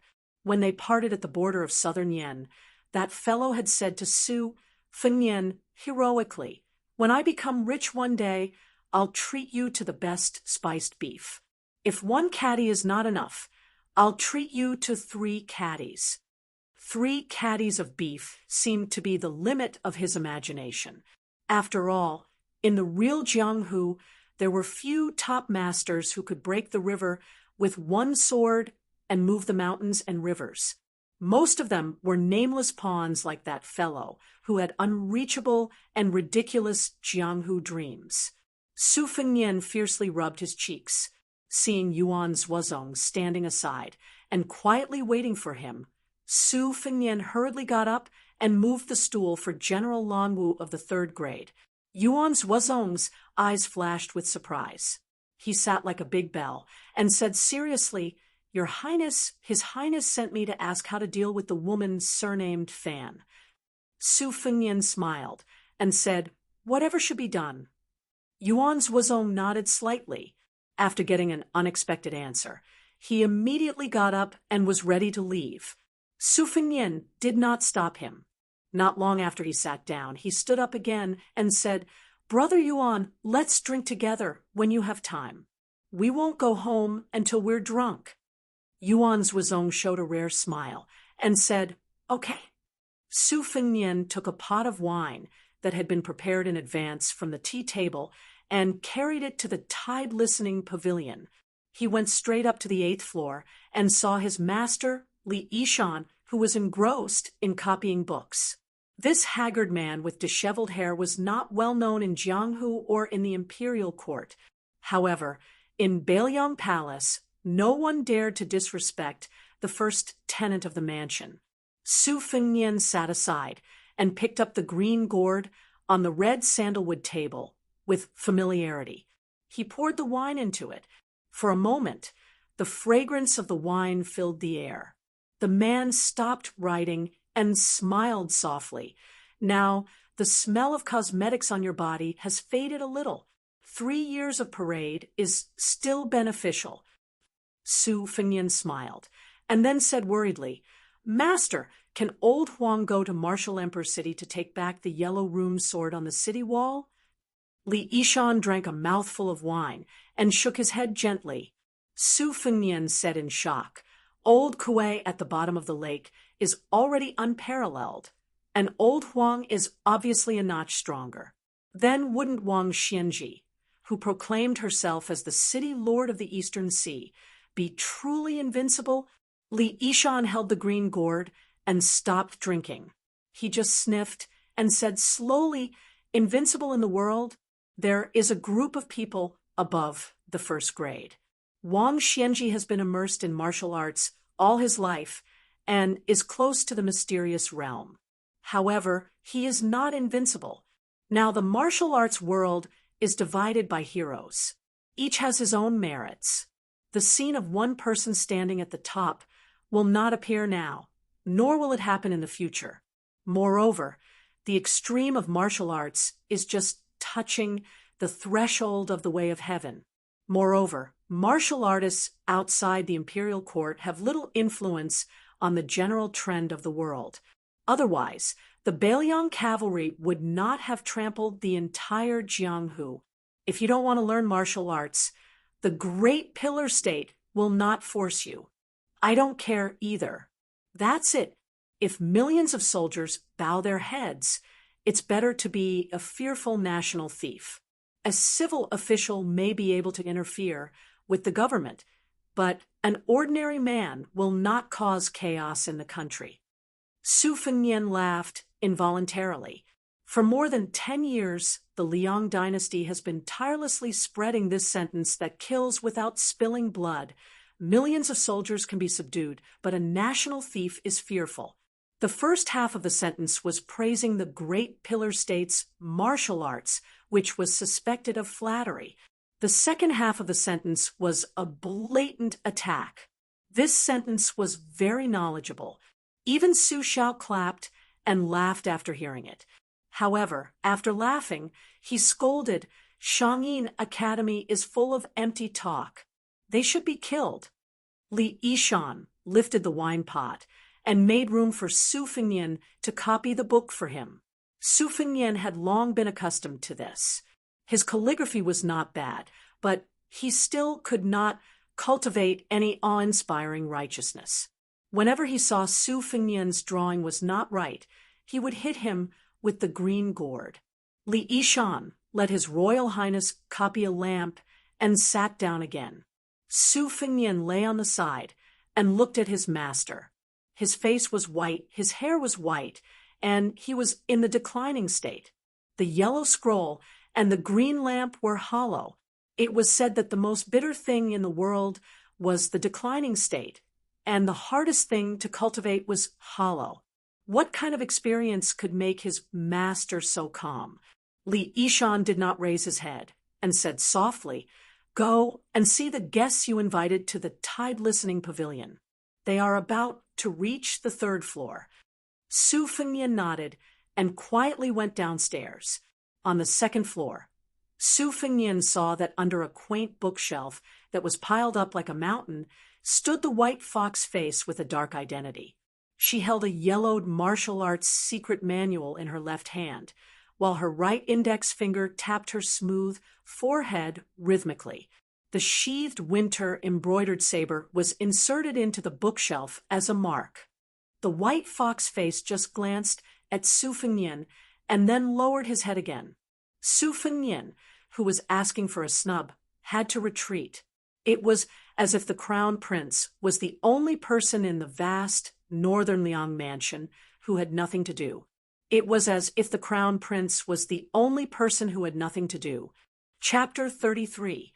In the middle of the year, de Zhuge chose an auspicious day to hold his son's coronation at the ancestral temple. What was unusual was that the coronation of the eldest son of the king of Bailiang was not as grand as that of a wealthy family. Not only were there few guests invited, even His Royal Highness's 2 sisters and 1 brother did not attend. After the refreshed Su Fengnian was led into the imperial ancestral temple by Su Xiao, he was crowned 3 times, a black hemp cloth crown, a white deerskin crown, and a red and black plain crown. The 3 small crowns on Su Fengnian's head attracted too much attention and attention. The first crown was what all of the court officials of the Liang dynasty cared about, because it represented that His Royal Highness could enter the court. The second crown was more practical and lasting because the 300,000 cavalry of Baelyang were waiting. As for the third crown, it only had some symbolic meaning and was not taken seriously. His Royal Highness had been busy all day, his face stiff. After bowing to the officials of Baelyang border, who came to the Fu, he could finally breathe a sigh of relief. He enjoyed the tea and water served by the personal maids of Wudong Garden and massaged his shoulders, back, and legs. After a good rest, Su Fengnian finally took care of his hair and clothes. Finally, he went to the Wang Fei's tomb with Su Xiao. A pair of tall, green, and white jade lions were vivid and lifelike, both in the shape of young lionesses. The lioness on the right was protecting 3 young lions, symbolizing the Wang Fei and her 3 children. The young lions were the eldest daughter Su Jihu, the second daughter Su Weisheng, and the youngest son Su Longxiang. The lioness on the left just lowered her head and kissed one of the young lions. The Wang Fei's love and affection for her eldest son, Su Fengnian, had no end in life or in death. Su Fengnian stood in front of the stone lions, his eyes red. The great pillar of the country, Su Xiao, sighed softly. Every time the young Fengnian felt wronged, he would sneak here and stay the whole night. No matter how cold or hot it was, he never fell sick.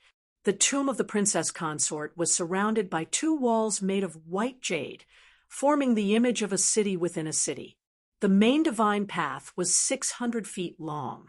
According to the rules, there were only 9 types of stone beasts placed on both sides of the Emperor Divine Path, but there were 14 types here. There were nearly 100 stone carvings, all of which were full of vigor and vigor. They were linked together and had an imposing aura. Other than that, the height of the mausoleum and the scale of the underground palace far exceeded that of any of the vassals in the dynasty.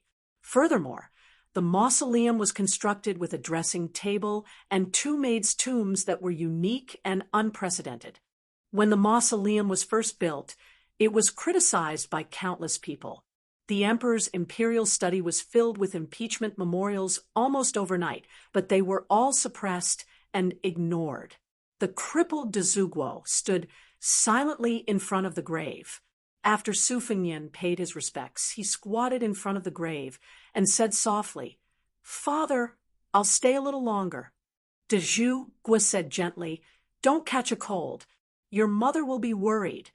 Su Fengnian grunted in acknowledgement.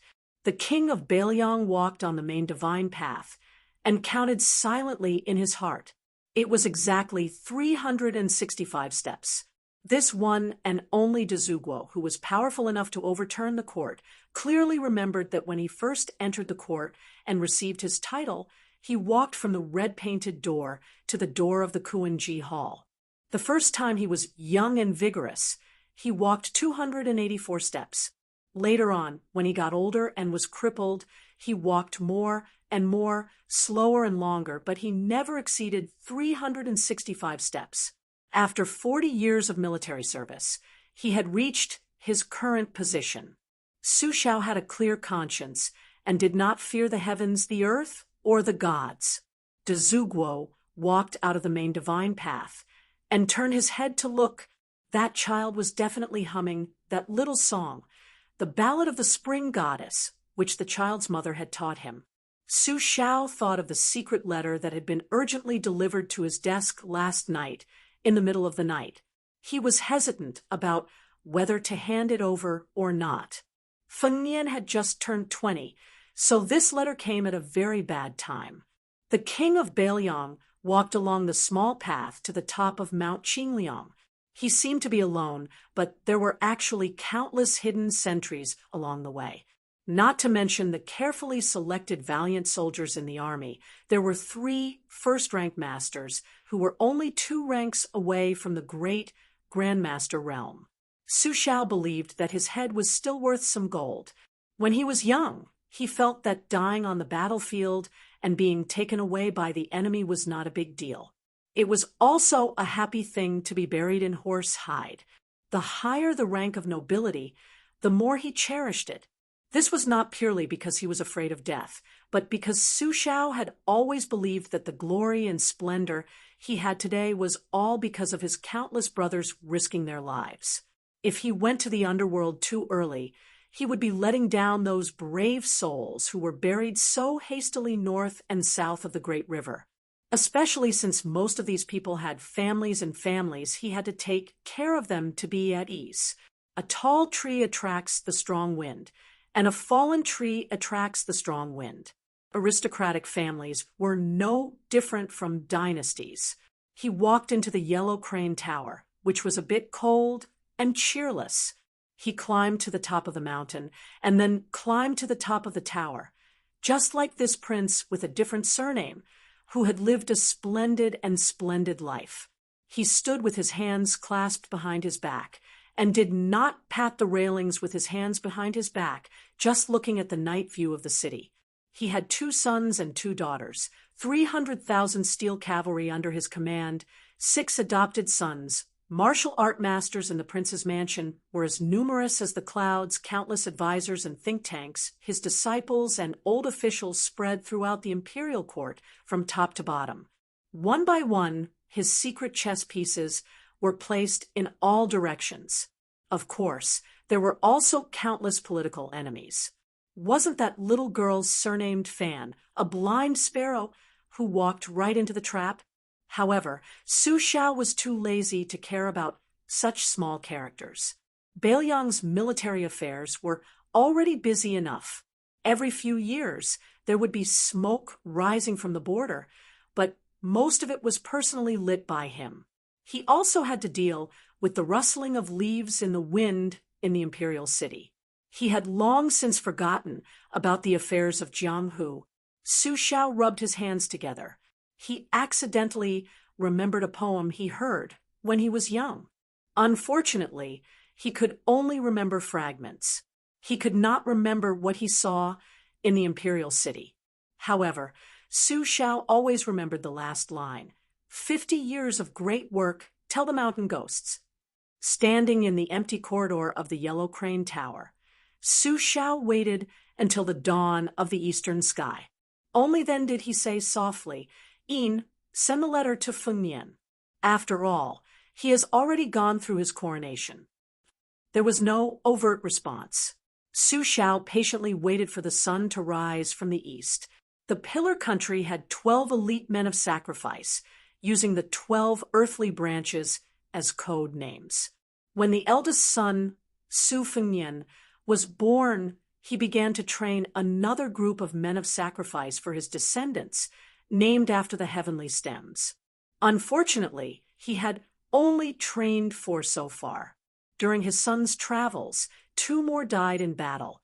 Gathering the 10 men of A, B, C, D, Wu, Ji, Geng, Xian, Run, and Gue was becoming more and more distant. Fortunately, the Pillar State was very satisfied with the 2 special chess pieces other than the heavenly stems men of sacrifice. The oldest of these children was no more than 25 years old, and the youngest was only 12 years old. They were secretly trained with great financial and material resources. Perhaps their martial arts were not as good as the lower first pin masters, but their killing techniques were not bad at all. Only by killing could one save. Su Xiao was more convinced of this than anyone else. When Su Xiao went downstairs, he asked, "Ugly, can Yuan Zhuozong be convinced by my son? What about Chen Jibao?" In the dark, a hoarse voice like a blunt knife grinding stone came. "My lord, no."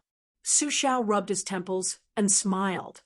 "If this king remembers correctly, Chen Jibao saved your life in the battle of Princess Luo Yang's tomb. With such a friendship, don't you know how to smooth things over for him? Aren't you afraid that he will suddenly die today?" Silence.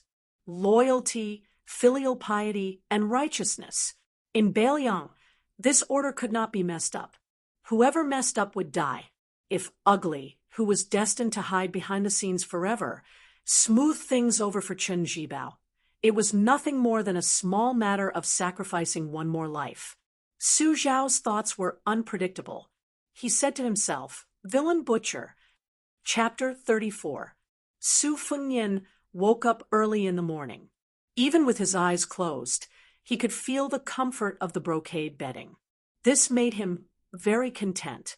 He had never starved or suffered from a cold before, so it was very difficult for him to understand the bliss of having a full and warm stomach.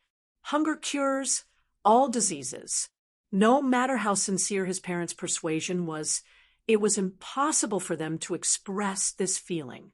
Back at the Yellow Crane Tower, Su Fengnian told Li Hanlin and Yan Qiji about their 3 years of travels. The two childhood friends were only curious about the anecdotes of Jianghu and the Wulin world, and had no feelings about the cold and hunger.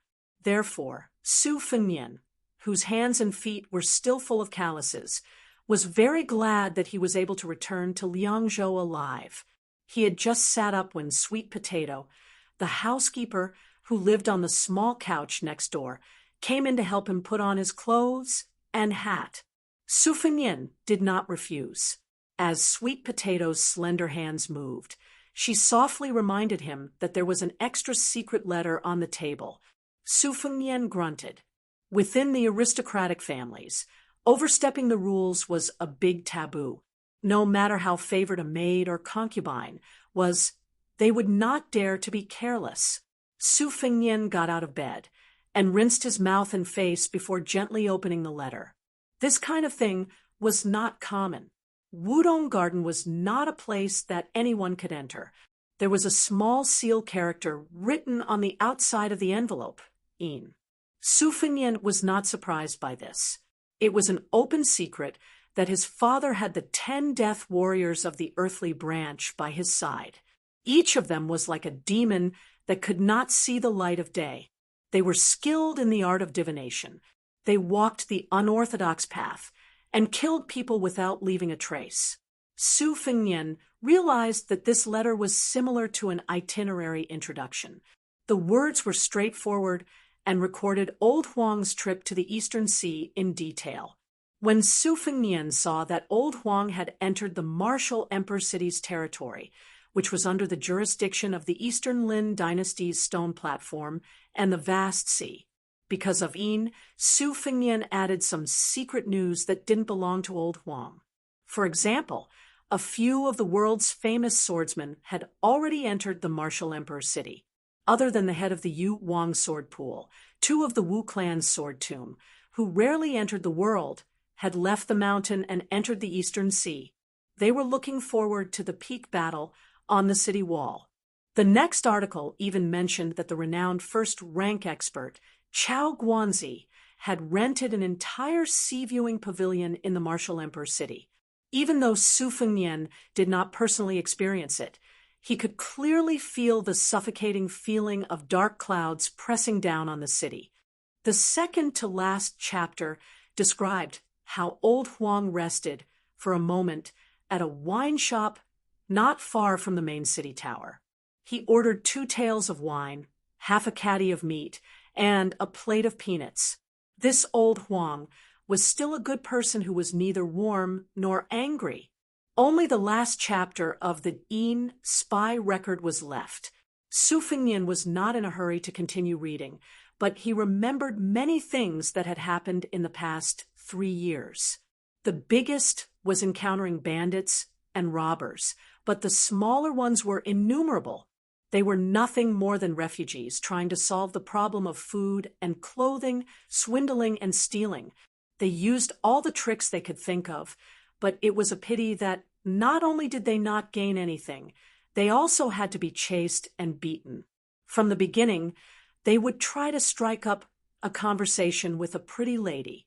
In the end, they would take a detour when they saw a pretty lady. From being picky, they would say that the meat was not exquisite enough, and the wine was not mellow enough. In the end, they would thank the heavens if they had a mouthful of hot tea that tasted a little meaty. It was a world of difference. He had borrowed 2 tattered Taoist robes and pretended to be a poor alchemist telling people's fortunes. In the alley, he had played the 19 Go games that had not yet been spread among the common folk. In the end, he did not make much money. Instead, he lost a few copper coins to a few villains who were good at wooden go. He sold calligraphy and paintings and also helped the villagers write letters to their families. It was rare to have the good luck of not being chased and beaten by the villagers for stealing chickens and dogs. Eldest young master. These are cucumbers stolen from the vegetable garden near the village. They can be eaten raw. Ba, ba, ba. Can this thing be eaten? His Royal Highness, covered in dust, sat on a small mound and threw the cucumber that he had bitten into far away. After waiting for the time it takes to burn an incense stick, His Royal Highness weakly waved at old Huang, who was squatting beside him and chewing on the cucumber. Sigh, old Huang, help me pick up that cucumber. I really don't have the strength to get up. Young master, this is corn on the cob. It's better to roast it than to eat raw cucumbers. Cut the crap and eat. Old Huang, what did you dig out from the ground? Sweet potatoes. Can it be eaten raw? Yes. It's really F** King crispy and sweet. Eldest young master, can I say something? Say it. It's actually more fragrant when roasted. Damn it. Why didn't you say so earlier? Although stealing this chicken almost cost me my life, it's worth it. It's not inferior to tender, yellow muntjac meat at all. It's fragrant. Old Huang, when you first entered the village, why did you keep staring at that sluts? But last time, you even stared at a village girl who was breastfeeding her child. What, can you see a baby just by looking at her? You don't dare to touch. You only dare to look. Useless. Old Huang, I'm not going to die, am I? If I had known, I wouldn't have touched the box in your bag. No. Eldest young master, don't think too much. People are scared by themselves. I like to think positively. Young master, think more about good wine, good meat, and that pretty lady. The more you think about it, the more you'll pass this hurdle. The more you think about it, the more you want to die. Don't. Eldest young master still owes me a few pots of rice wine. Once a man says something, even 4 oxen, 5 donkeys, and 6 horses won't be able to pull him back. In our hometown, even a loud fart can make a hole. Old Huang, it's really not funny at all. Then I'll change the joke for eldest young master. Chapter 35. Don't. You've already told me those old and dirty stories that you've heard from hearsay thousands of times. My ears are already tired of hearing them. Let's not talk about it. I'll sleep for a while. Don't worry, I won't die. In the middle. Old Huang, you've never had a wife? No, when I was young, I only knew how to do hard work, forging iron all day, but I couldn't save any copper coins. Later on, when I got older, which girl would take a fancy to me? That life was so boring and full of regrets. Fortunately, it's just like how I, Old Huang, have never tasted bird's nest or bear's paw in my life. I won't think about their taste. At most, I'll take the opportunity to take a few glances, and then I'll be satisfied. Eldest young master, isn't this the case? I couldn't tell that Old Huang knew some logic. I'm just blindly thinking. Old Huang, you said that when Hua only thought about practicing the sword all day long, but looking at his posture, he doesn't seem to have the talent to wield the sword. Eldest young master, I think that just looking isn't enough. It's just like when I went up the mountain to gather firewood when I was young. Those strong people wouldn't work after chopping for 4 hours. I'm clumsy, but if I sharpened the chopper and chopped for another 12 to 14 hours, I'll be able to carry more firewood down the mountain than them. Moreover, if I go up the mountain to gather firewood, I might be able to see some good wood. I can cut a piece and sell it for a lot of copper coins. This method is too stupid. Stupid people have to use stupid methods, or else they won't be able to live. It wasn't easy for me to be reincarnated into this world. I feel that I can't just do nothing. Sigh, I can't stand your reasoning. Right, old Huang, if I learn the sword, will I have a future? Then won't my future be at the peak? Old Huang, when this praise comes from your mouth, I really don't feel any sense of accomplishment. Hey, hey, how many times have I told you, don't look at me like that? The head maid, Sweet Potato, looked at His Royal Highness expression, and the corners of her mouth curled up slightly. Su Fengnian collected his thoughts and finally opened the last chapter. Ninth sword. Huang carried the case and leaped onto the wall, standing 20 feet away from Wang Xianji, 5 swords in the case, 8 sword moves. Wang Xianji dealt with it with one hand, a total of 68 moves. Ninth sword. Wang Xianji raised her right hand. Saber 9 was like the Milky Way pouring down from 1,000 miles away, destroying Wang Xianji's right sleeve. Wang Xianji fought with all her might. Jian Ju Huang single-handedly broke through 49 moves until he died. Addendum 1. Jian Zhou Huang's meridians were severed. He sat cross-legged on top of the city wall, his head facing north. He died, but did not fall. Addendum 2. After this battle, no one in the world would dare to say that the ninth sword Huang is inferior to the sword god Dong Tai. Inside the Seaview Tower, Chao Guanzi praised the use of the ninth sword style. The sword intent was so vast that there was no better sword move in the world. Addendum 3. The ninth sword's name is 6,000 miles, as told by the ninth sword himself. Addendum 4. Jianzhou Huang seemed to have said something before he died, but only Wang Xianji heard it. Su Fengnian kept his head lowered as he stared at the letter. Looking at the side of his face, there was nothing unusual. After a moment of silence, he finally said softly, "Sweet Potato, boil some yellow rice wine." This was not the time to boil rice wine, and the crabs and bass in the lake were still small. Thus, the head maidservant said, softly, "Your Highness, are you going to drink now?" Su Fengnian nodded and said, "Yes, I want a drink." Sweet Potato was clever and didn't ask any questions. She went to the cellar of Wudong Garden and brought out a pot of old yellow rice wine from Mount Huizi. She boiled a pot for His Royal Highness and brought it to the small sandalwood table on the bamboo couch facing the window on the second floor of Wudong Garden. Su Fengnian asked for 2 wine cups and waved his hand to ask the maidservants, including Sweet Potato and Green Ant, to leave. The entire second floor, which was filled with priceless antiques and paintings, became quieter and quieter. Su Fengnian poured 2 cups of yellow rice wine and sat quietly for an entire day. He didn't show any joy or sorrow on his face. As dusk approached, he caught a glimpse of the embroidered winter saber that had been neglected for a long time. Su Fengnian got down from the bamboo couch and took off the embroidered winter saber that was even more beautiful than the Wenqi saber. He unsheathed the saber, and the cold air seeped into his skin. That time, he recklessly stole old Huang's sword box and was half dead that day. It was enough to see how heavy the sword aura inside the box was. The embroidered winter saber and the other swords were all good weapons for cutting off people's heads. They couldn't be compared to the gold and jade ornaments worn by the dandy of Liangzhou.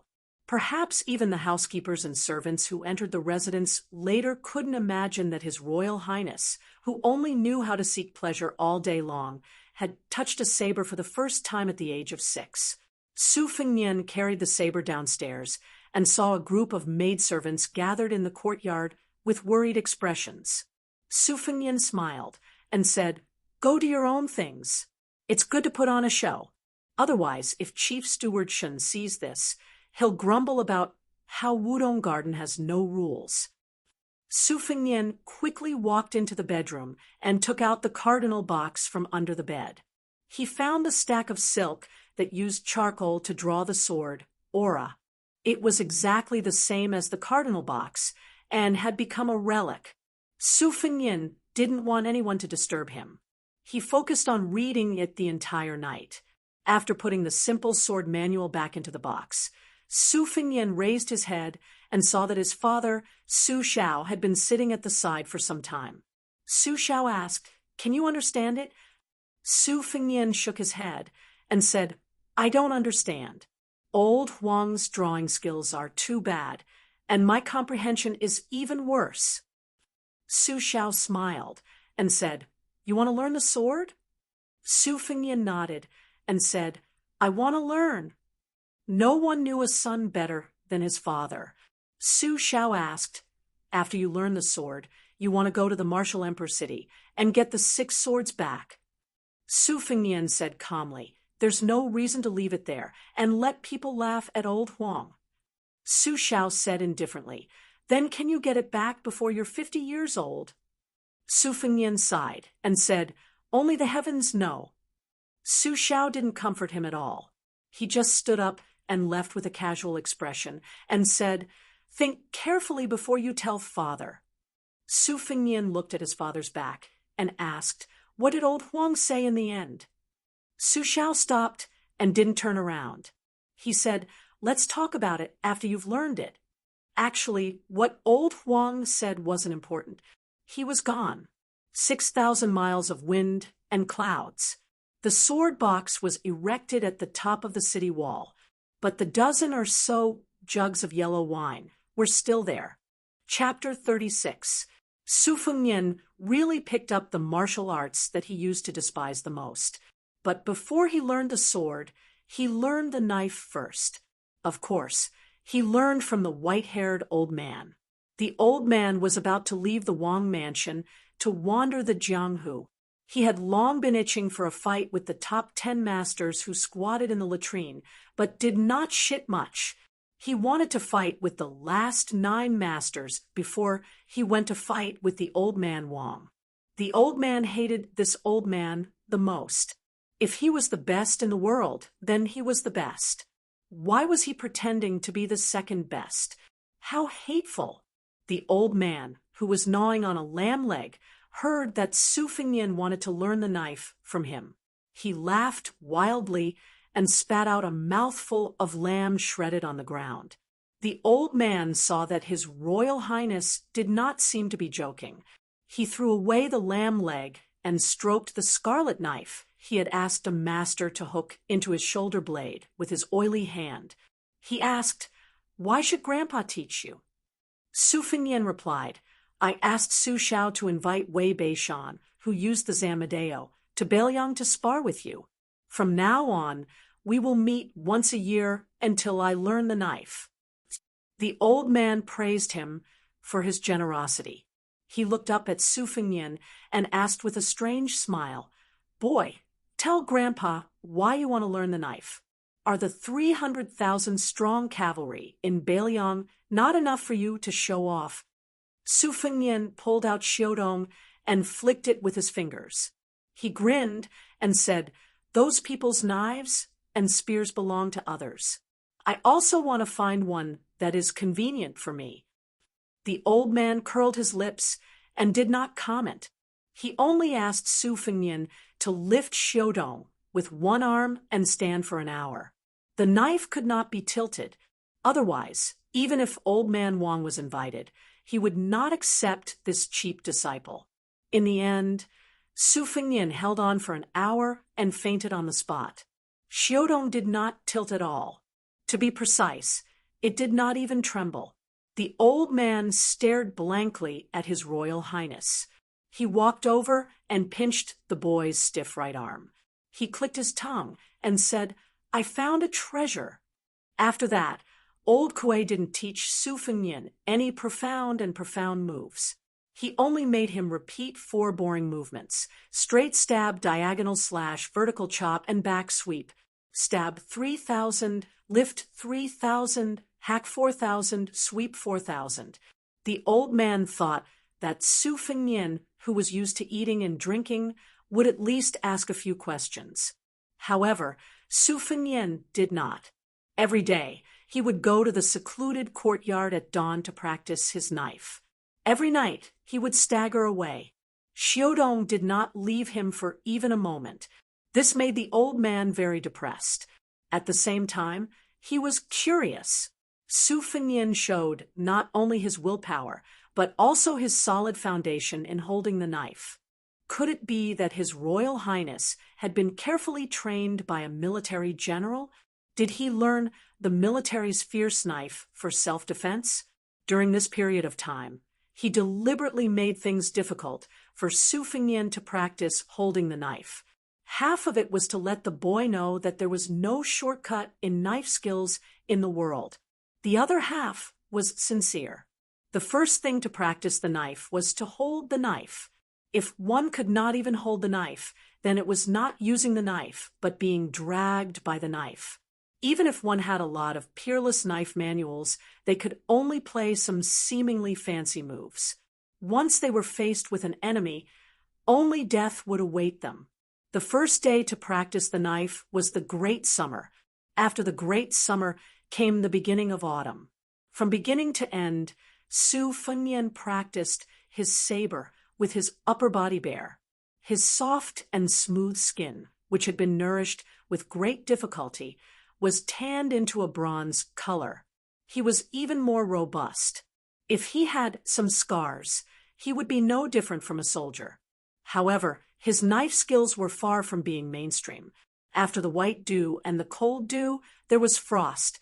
The sweep of 4,000 became the sweep of 6,000. Su Fengnian finally asked the first question. The knife is the courage of 100 soldiers. It is open and closed. It emphasizes that although there are thousands of soldiers and tens of thousands of horses, this sweep of back is to withdraw the knife skills. Why do I have to practice more? The old man smiled and said, there are too many knife men in the world who are not afraid of death. However, the knife men who are not afraid of death are the easiest to die. The most powerful sweep of back in the world cannot escape the sweep of back. How can there be a good knife skill that takes the life of anyone with the knife? Grandpa's great principles were all thought up on my way back from wandering outside the palace of the King of Hell. Learn from it. There were mountains of knife skills and knife manuals in the armory. However, from the first day Su Fengnian practiced the knife, he did not set foot in the tide-listening pavilion, which was regarded as the holy land of martial arts by the martial artists of Jianghu. The old man was very gratified by this.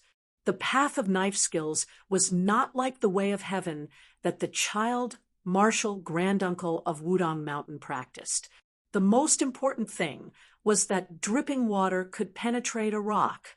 As for how to choose the heart sutras to complement each other and cultivate both internal and external, the old man was not worried about this. The butcher, Su Shao, had a lot of crooked ways. The problem was, how long could His Royal Highness last until that day, after Lidong, until the great winter? Even if the surface of the lake froze, Su Fengnian would be brought to the bottom of the lake by the old man to practice his knife skills. The time he spent holding his breath became longer and longer. His knife skills had not reached a higher level, but he had developed water skills first.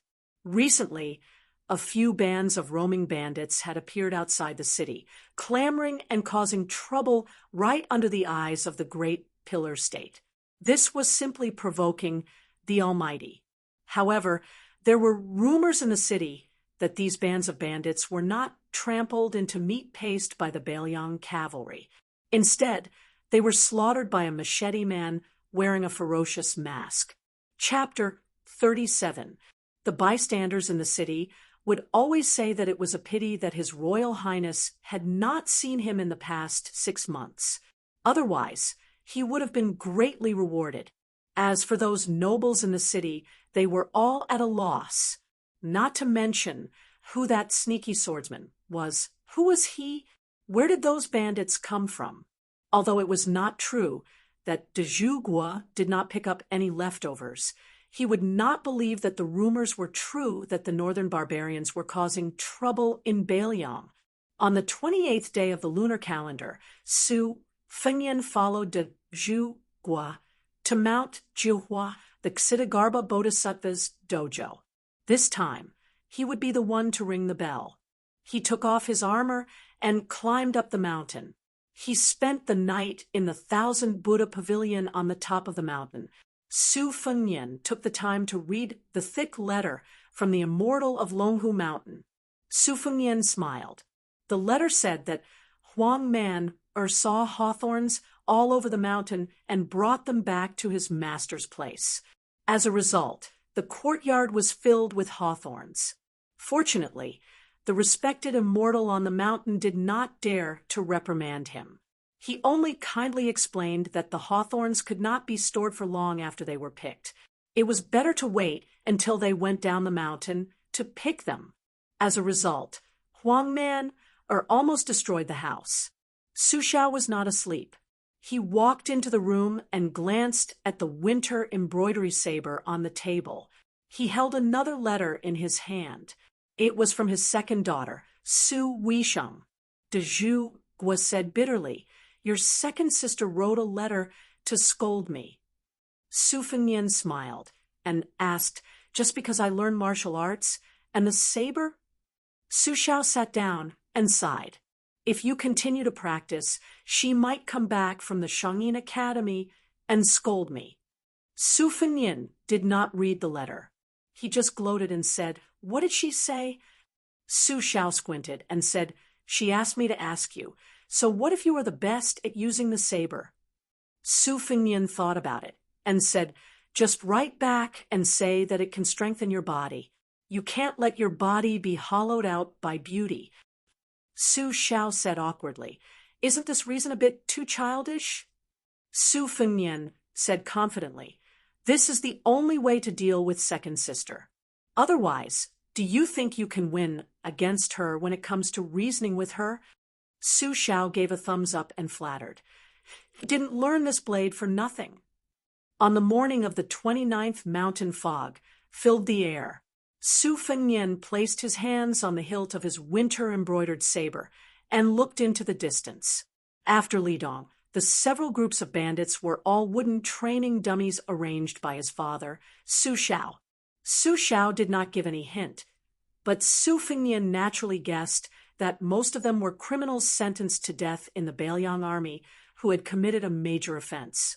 Su Xiao was very strict in his management of the army and was very clear about rewards and punishments. Even his adopted son, Chen Zhibao, who had violated the law, was publicly whipped until he was covered in blood. If not for this, the rumors in the capital would not have spread that the Bailiang army only recognized the Liangwang tiger seal and not the emperor's jade seal.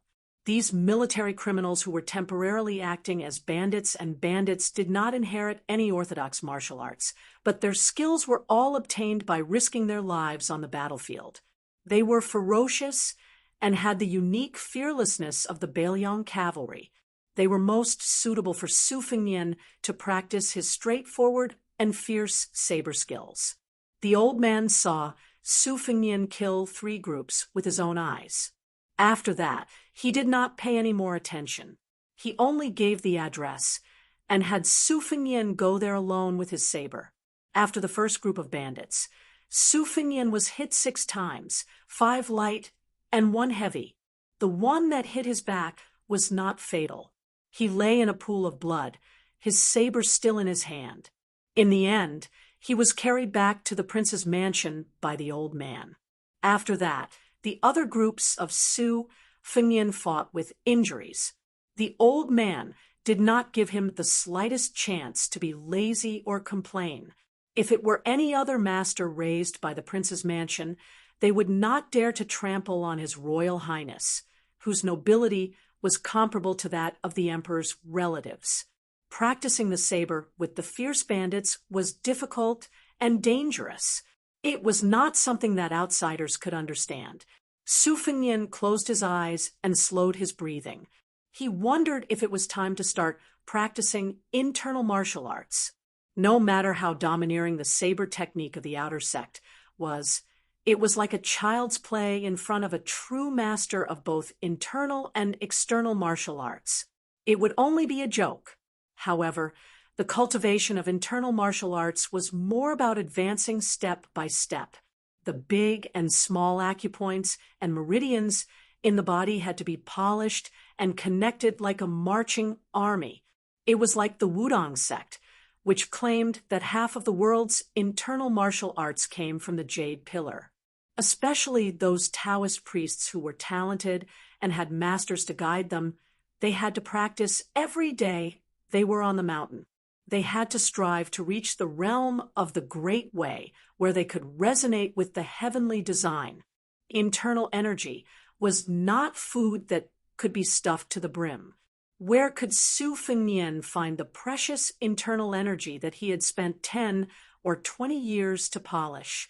Should he go to the Tide Listening Pavilion and look for some evil ways? Su Fengnian frowned and opened his eyes. His eyes were filled with the sea of clouds, and his ears were filled with the sound of pines. He felt relaxed and happy. For some reason, he thought of the previous owner of the winter embroidery saber. He wondered when that white fox face would ascend to the third floor. Would this beauty think that the winter embroidery saber was given to the wrong person? That year, when it was snowing heavily, White Fox Face wielded the saber on the lake. That was the true path of the saber. Su Fengnian knew the difference between heaven and earth, but he was not discouraged. An old man with missing front teeth, who always laughed foolishly, once said that it was comfortable to fart after a full meal. However, it was more comfortable to fart one after another and take it slow. His current practice of the saber was the stupidest way. It was time to ring the morning bell. Because Su Fengnian had been practicing his saber, the sound of the bell was loud and clear. There were a total of 108 bell rings in one day. Qi Danghua, who was in charge of the Beiliang army, looked surprised. Among the other foster sons, Yao Jian and Yi Shizhen looked at each other and smiled. Chu Lushan's eyes almost popped out. As for the little people Chen Zhibao, Shuixiong, and Yuan Suozong, they were patrolling the border and did not appear. The group walked down Mount Juhua. De Zhugua, who was walking side by side with Su Fengnian, said slowly, "If you really want to practice martial arts, the masters in the mansion know some unorthodox ways. It depends on whether you are willing to put down your airs."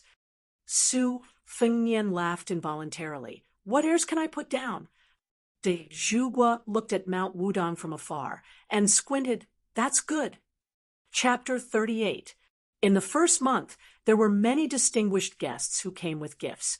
The governor of Lingzhou, Yan Jieshi, and his children arrived together. The governor of Feng Province, Li Gongda, followed closely behind. Naturally, he brought his son, Li Hanlin, who had a terrible reputation. Because their sons and His Royal Highness were childhood friends, the two governors had a deep relationship. They were fortunate enough to be looked upon highly by the king of Beiliang. Whenever they made mistakes in governance, the great pillar Guo would lightly overlook them. Among them, Yan Jieshi had an advantage that others envied. The governor of Yan province had a daughter who was both talented and beautiful. Even the great pillar Guo praised her, personally commenting that she was steady and peaceful, generous, and generous. At that time, many people believed that this girl would enter Beiliang Palace. It was probably because His Royal Highness was too unrestrained, so there was no substantial movement. Today, the great pillar Guo was personally receiving the two governors. Li Hanlin could not sit still and had long been itching to make a move. The great pillar Guo waved his hand and told him to scram. Li Hanlin immediately rushed out as if he had been pardoned and did not forget to bow. The governor of Feng Province, Li Gongda, sighed. This bastard was too inappropriate. The great pillar Guo laughed and said that Li Hanlin's personality was not bad. Only then did Li Gongda feel relieved. The great pillar Guo's light words were 100 times more effective than thousands of curses in the province. Yan Jieshi's daughter, Yan Danwu, also gracefully excused herself and went for a walk in the manor. It was rare to see a woman who could receive the great pillar Gua's praise. She was recognized as a female scholar by the scholars of Baelyang. She was proficient in zither, chess, calligraphy, painting, poetry, and song.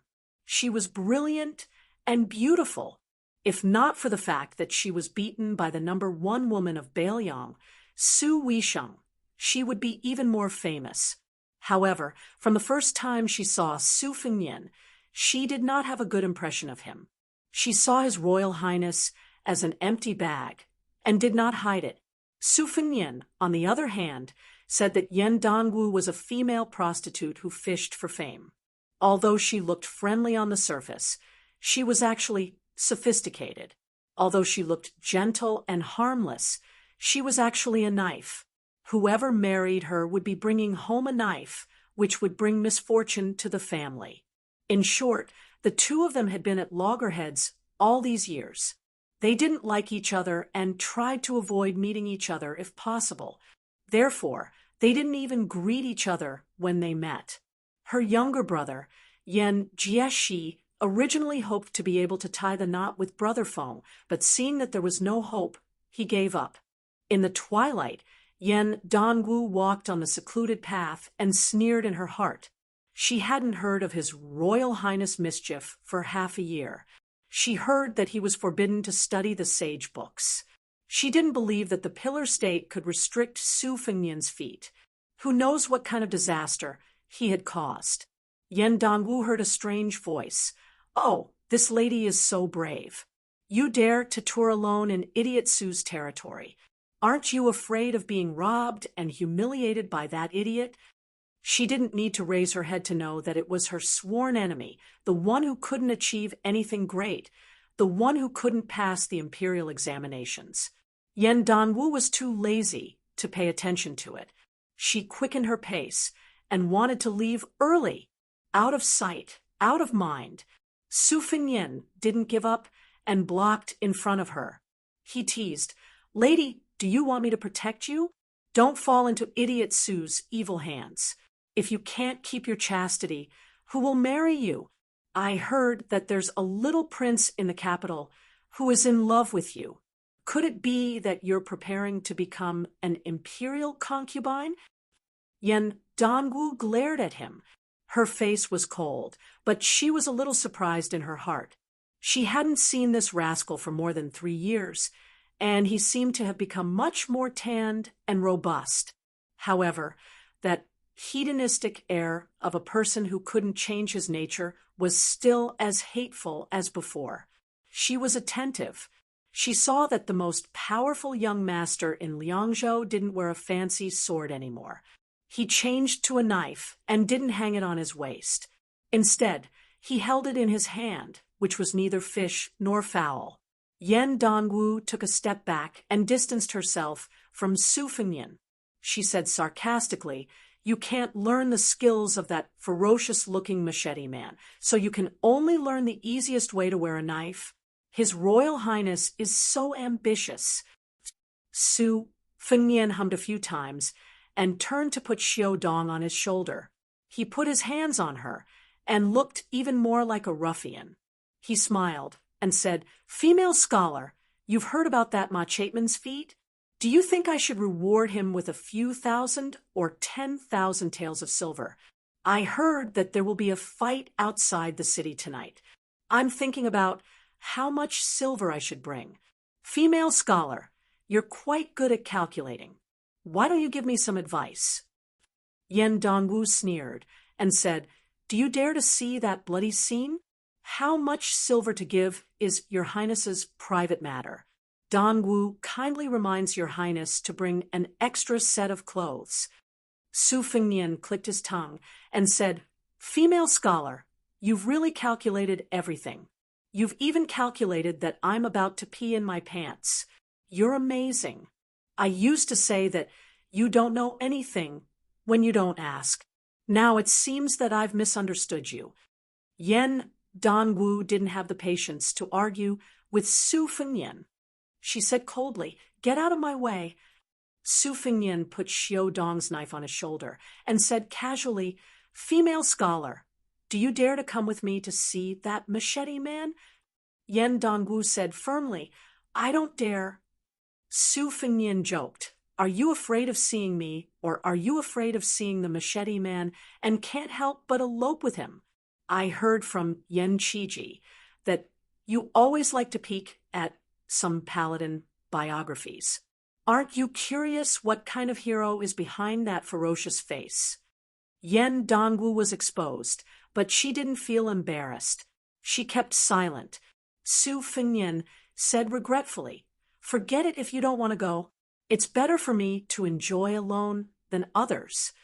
Carrying Xiaodong's knife, he brushed past Yan Dongwu. Yan Dongwu suddenly wrinkled her nose. She turned around and asked for the first time, "Do you really want to be that spendthrift?" Su Fengnian smiled and said, "There are 2 horses in the stable." Finally, the 2 of them rode out of the city. Chapter 39. Yan Dongwu, who was wearing a thick fur coat to hide herself, was very annoyed as she galloped away. How could she be bewitched by this idiot? She had thought that there would be cavalry and retainers from the prince's mansion, but there was no sign of them after 20 miles out of the city. She curiously asked, "Su Fengnian, where are you taking me?" Su Fengnian held his saber with one hand and turned his head with a smile. "You will know after another 20 miles.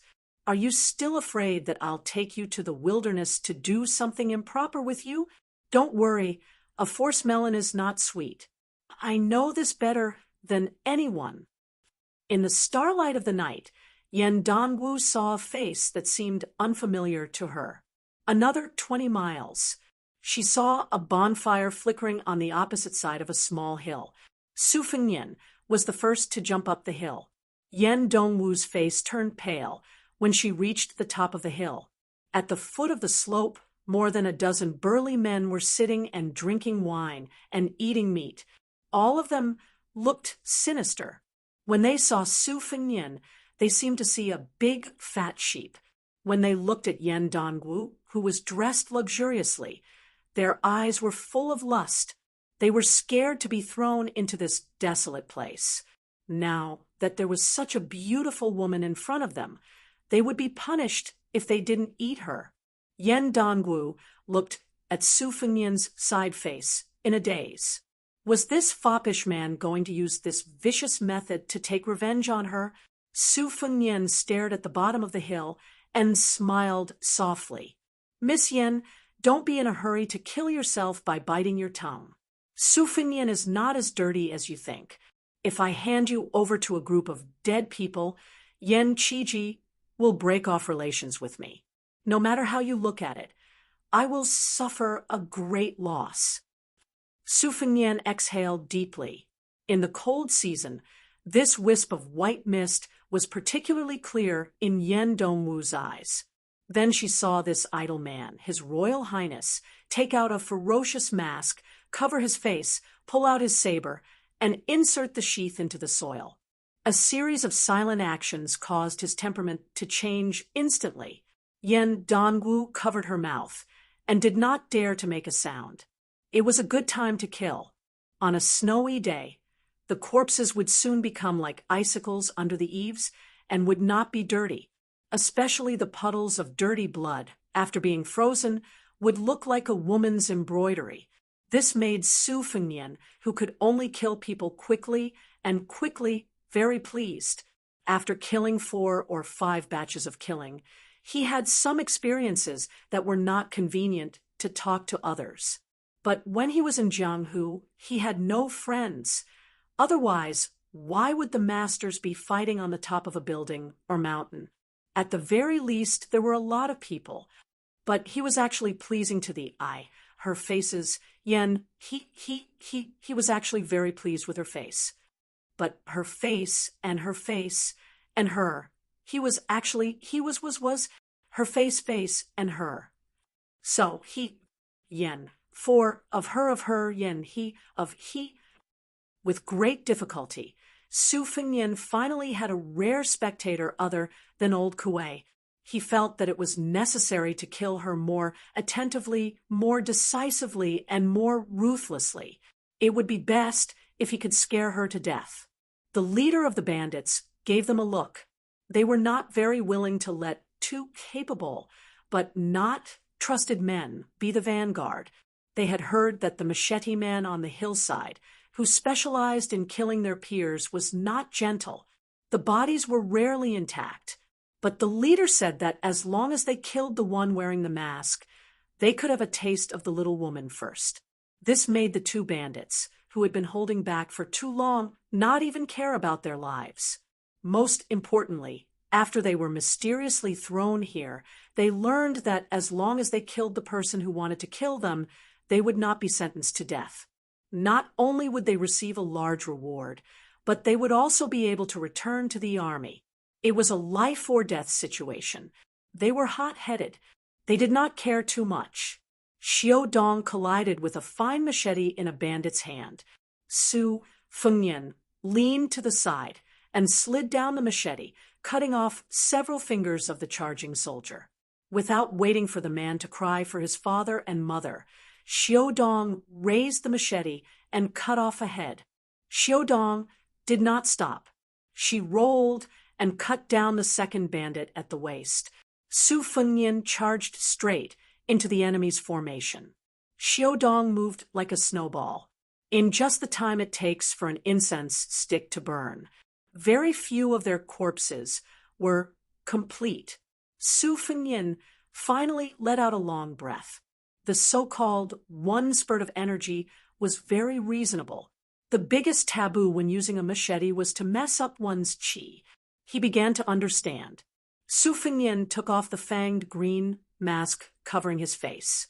His qi changed again, and he returned to being that sloppy and handsome young master.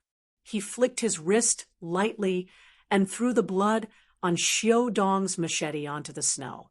Then he carried the machete up the slope. Yan Dongwu, who was sitting on the horse's back, was trembling. She gritted her teeth and persevered, as if she was not willing to lose the noble and virtuous aura she had accumulated over the years. Su Fengnian glanced at her and wiped the Xiao Dong's machete on her expensive fox fur coat, leaving a light mark. This rough action scared the golden branch and Jade Leaf into crying out in alarm. Her delicate body was about to fall. Su Fengnian did not scare this smart and blank girl. He put the Xiao Dong's machete back into its scabbard. He walked a few steps and flipped onto the horse. He said softly, "Let's go back." 40 li back to the city. Su Fengnian was in the front. Yan Dongwu, whose riding skills were average, followed behind him with great difficulty. Su Fengnian, who was on the horse's back, spent most of his time with his eyes closed and breathing deeply. Practicing the machete and killing people were secondary. The real training was still waiting for him in the small courtyard of the prince's mansion. The guard at the gate opened his eyes wide and recognized His Royal Highness. He hurriedly shouted to open the gate, afraid that if he angered this Baelyang devil incarnate, he would pack up and go home to raise chickens and farm. Su Fengnian sent Miss Yen to the governor's mansion. He said with a smile, "You have to return this horse to me." After Yan Dongwu got off the horse, she still kept quiet. Su Fengnian did not think much of it. When he bent down to take the reins from her hand, he used the Xiao Dong's scabbard to pat her buttocks. He teased, "Is your soul gone?" Yan Dongwu's face was sullen. Su Fengnian used the Xiao Dong's machete to lift her delicate chin. He said slowly, "Your father sent a letter to Wang Taibao in the capital. It's on Su Zhao's desk. Therefore, you didn't go in vain when you put down your pride and went out of the city with me, His Royal Highness, to admire the snow." Yan Dongwu's eyes were flustered. Su Fengnian smiled frivolously and threw the green-faced mask in his arms to her. "Miss Yin gave me face tonight. As a gift in return, I'll give this to you. If you hate me in the future, you can take it out on me." Chapter 40. Inside the tide-listening pavilion, de Jougou saw the two of them leave the residence with his own eyes. He smiled as he returned to the pavilion and sat opposite the chief advisor, Li Yishan. He asked softly, "Brother Yuanying, do you think this rascal will cheat more of the little girl from the Yen family or save that bookworm Yen Qiji's family of 69 people?" Li Yishan said calmly, "Both." Su Xiao smiled. Is the position of Lingzhou's magistrate so worthless? That old fellow, Yen Jieshi, is too much of an armchair strategist. Does he think that by forming a relationship with Wang Taibao, even if his daughter is lucky enough to become the imperial concubine, she can escape from my hands? Does he think he can bring me down by hiding under the emperor's feet and complaining about me? He didn't even think about who gave him the money he earned in Liangdi. Without this money, what can he use to win over Wang Taibao and become brothers with that Han Jiaoxi from the inner palace? On this point, Li Gongda is much smarter. He still remembers who is his true source of income. Only this kind of person can live long. Li Yishan said calmly, "How can there be so many docile dogs for you to order around? Occasionally, a few crazy dogs will jump out and jump over the wall. Isn't that what you want? If Liangdi is peaceful every year, there won't be soldiers training horses at the borders. Without Yen Jieshi and the other so-called loyal ministers who are ready to make trouble, wouldn't your position be even more difficult? Aren't there a lot of ministers and ministers who are busy tarnishing their own reputations for the rest of their lives? You are already very good. You can even reject the marriage of the princess. The scholars of the world have scolded you for 10 to 20 years, and they still haven't broken your spine. You should be proud." De Jougou was calm and did not make any comments. Li Yishan mocked himself slightly. That rascal is less feminine but more ruffian. Not long after Su Fengnian returned to the Fu, he came upstairs to deliver wine and was pulled into a few rounds of chess. In the end, Li Yishan was very angry.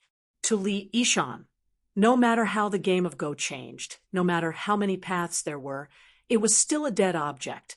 No matter how big the situation was, it was still a ghost trap. Li Yishan did not like it. However, Su Fengnian was naughty when he was young and could not calm his heart down. If he wanted to nail this rascals, but to the mat, the only way was to search and search. That was the only way. Privately, Li Yishan admired the boy's extraordinary memory. When the two of them played chess, at first, there were still chess pieces on the board, but later on, they removed the chess pieces and just pretended to be placed in the air.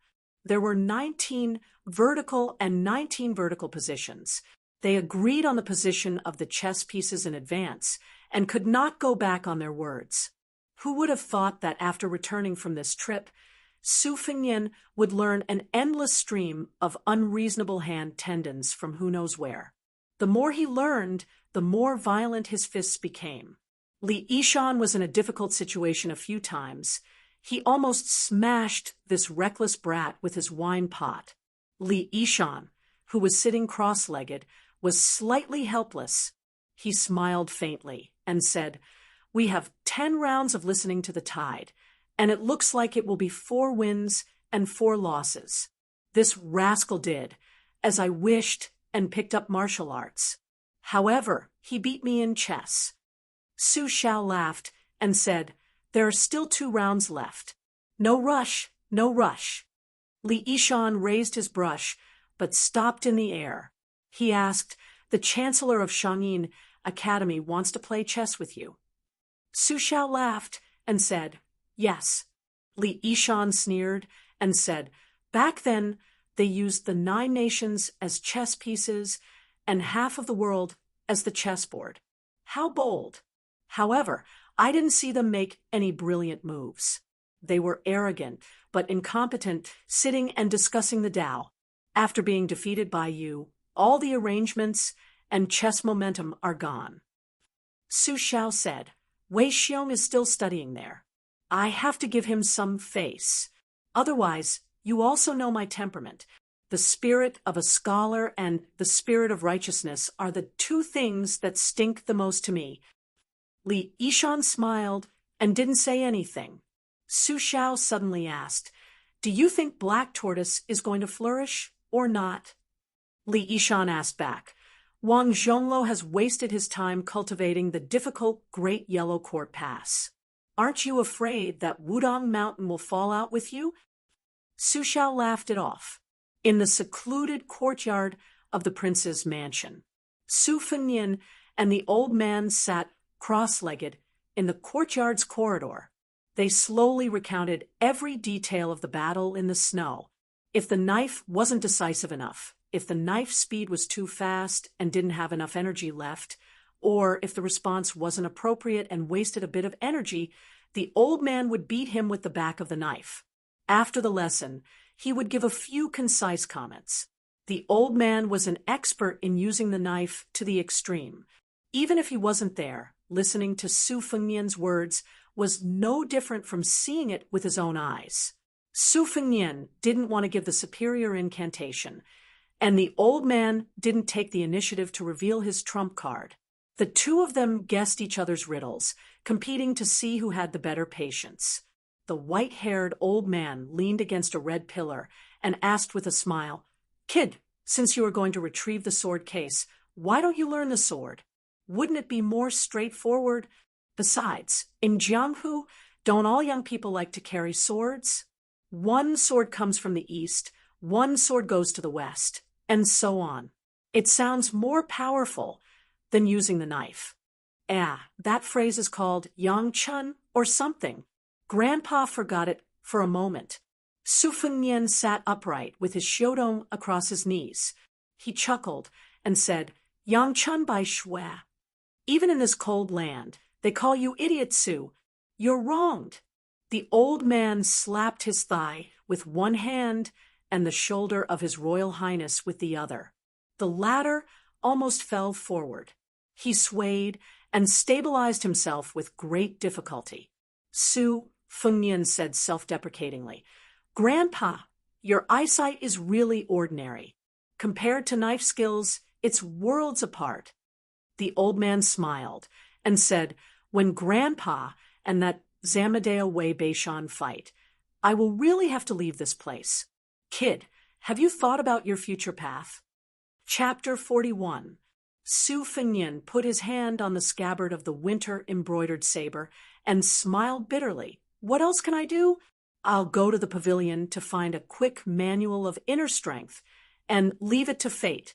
If it doesn't work, I'll just memorize all the martial arts from various sections. In the future, I'll be able to take advantage of the enemy. My foundation should be quite ordinary. It's unlikely that I'll be able to defeat 10 people with brute force like the old grandpa. If I don't use some underhanded tricks, when will I be able to go to the martial emperor city? By the way, did Wang Xianji really break the wooden bowl of the older generation's sword god Li Chungang with 2 fingers? The old man nodded, feeling a little sad. For the most outstanding martial artists in the world, the old monster, Wang Xianji, was always a mountain that they had to face. Even if they could not defeat him, as long as they could fight to a draw, they could be ranked among the top 10 masters. It was enough to show the strength of the century-old man. Su Fengnian got up slowly. He still had to get up early tomorrow. Tonight, the future imperial concubine's mansion must be in chaos. The next day, a distinguished guest came to Beiliang Palace. It was a teacher from Shangyin Academy. It was said that his position was second only to the Grand Chancellor, and he was one of the 3 chancellors. The 3 of them were generally respected as Mr. Jisham. What they taught was not ordinary scriptures and classics, but the great way of the sage. The scholars of Shangyin Academy came from all over the world, regardless of region, identity, wealth, or wealth. As long as they passed the triennial examination of the academy, they could enter the academy and become a scholar of Shangyin. These scholars were also known as the Jixia scholars. Today, the Grand Chancellor of the Academy, Qi Yanglong, was the imperial preceptor. His position was extraordinary, and he was elusive. The visiting chancellor was only known by the surname Wang. He taught the art of traversing and Wang Balu in Shangyin Academy. He had won 2 famous debates in the world. He won the debate on name, but lost the debate on heaven and man. Since then, he rarely showed up. For the past 10 years, he had only accepted the second daughter of the butcher, Su Xiao, Su Weisheng, as his student.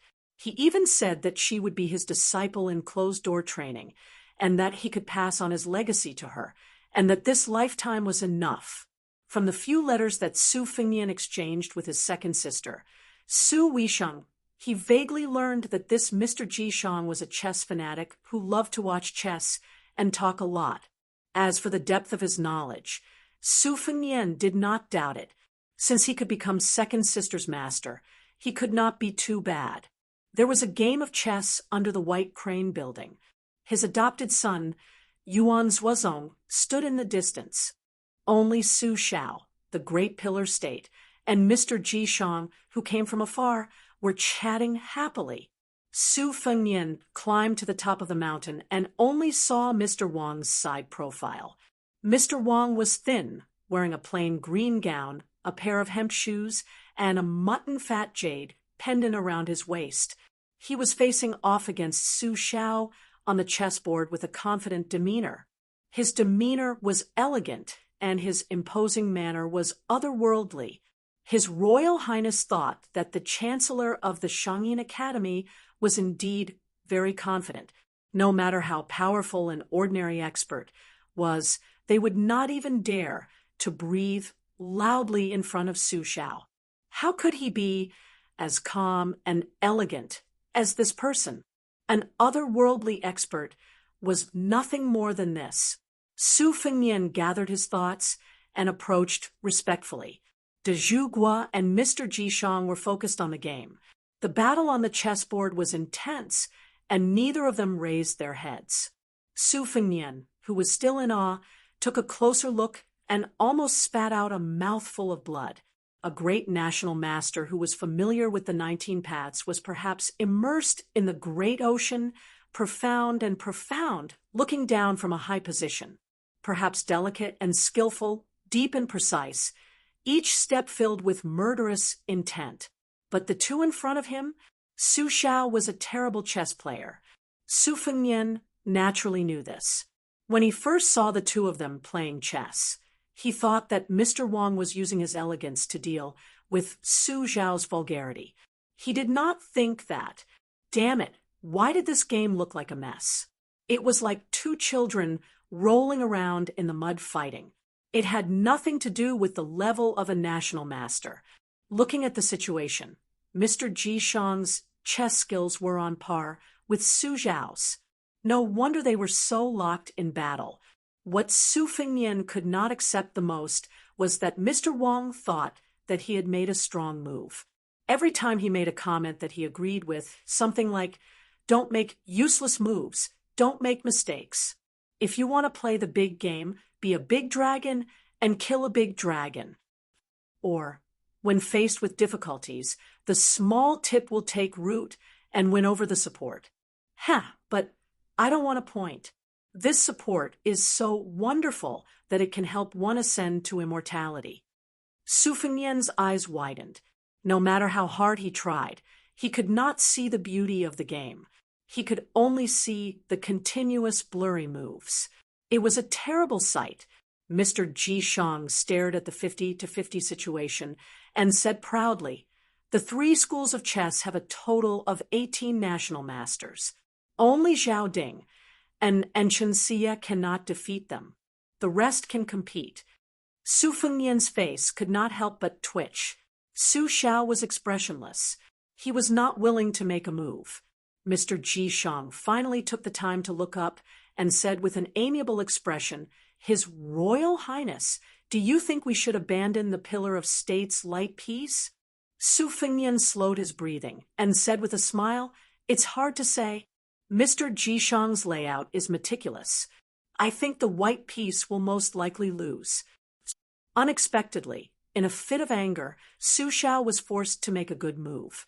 Mr. Jishang finally felt the danger. However, instead of calmly dealing with it, he immediately reached out to pick up Su Xiao's piece and said with a thick-skinned smile, "Pillar of State, allow me to regret this move." Su Xiao seemed to be used to it.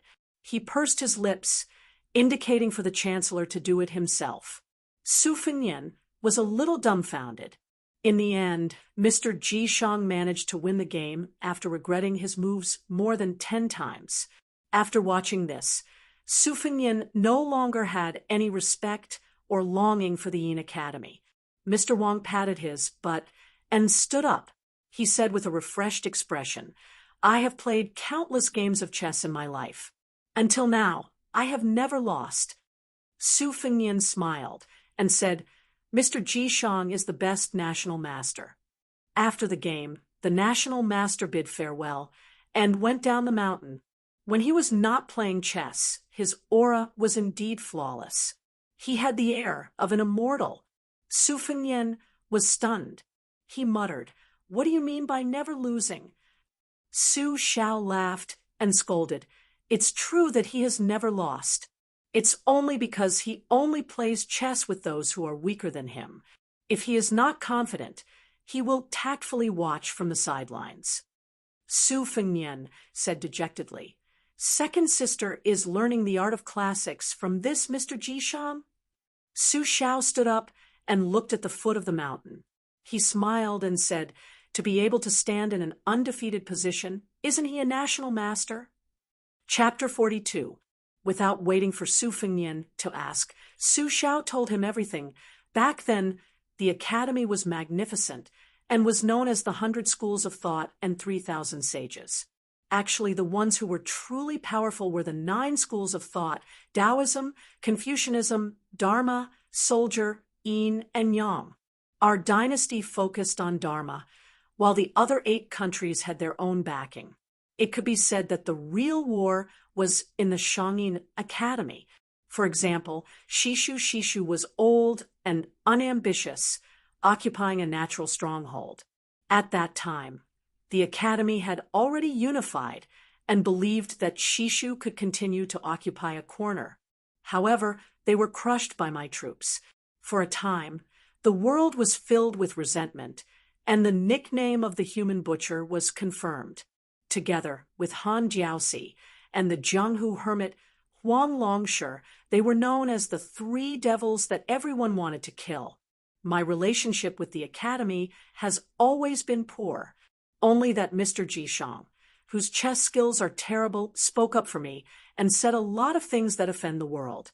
At that time, Sir Wang had just won the debate on name and reality and was in the limelight. If there were no accidents, he could have become the next Grand Chancellor and planted a karma tree in the Forest of Virtue. What a pity! That's why I sent your second sister to Shangyin Academy. There were a few famous forbidden grounds and sacred grounds in the dynasty. Other than the imperial palace, there was also Mount Longhu, which had usurped the orthodox position of Wudong Taoism.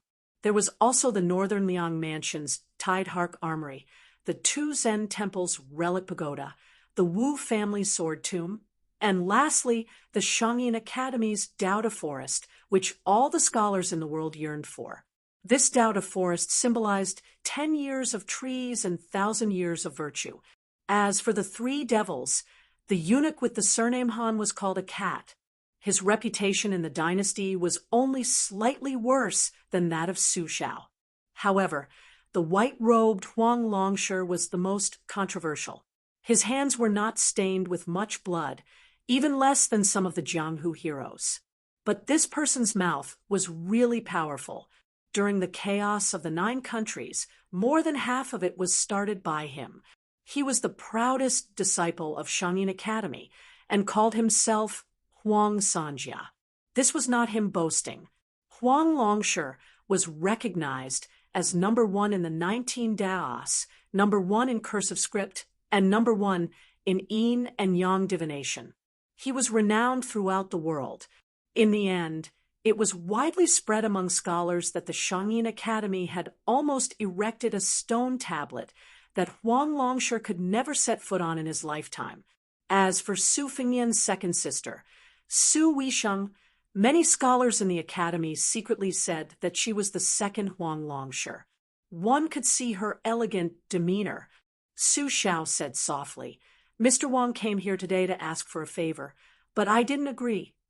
Su Fengnian said helplessly, "You really don't give Shangyin Academy any face." The hunchbacked and lame de Zhuge had his hands in his sleeves. He looked like an old farmer, but his words were extremely arrogant. "Those scholars have been scolding me from thousands of miles away. They've been scolding me until now, and I've already spat out several large vats of saliva. Your second sister slaps their faces in their house every day, loud and clear. In terms of Tao, they can't win against your second sister. It's even more so when it comes to chess. As for fighting, your second sister's sword can chop up those weak scholars. She can chop up hundreds of them in one breath, and there won't be a wrinkle on her sword. Those fellows from Shangyin Academy are only good at scolding people. As for chopping people, they're pretty lame." Su Fengnian said with a headache, "Don't hit people in the face. You're good." Su Xiao smiled. "Your father hasn't studied much, so how can he understand so many great principles?" Su Fengnian said disdainfully, "That's pretentious." Su Xiao turned his head and glanced at the winter-embroidered knife in his son's hand.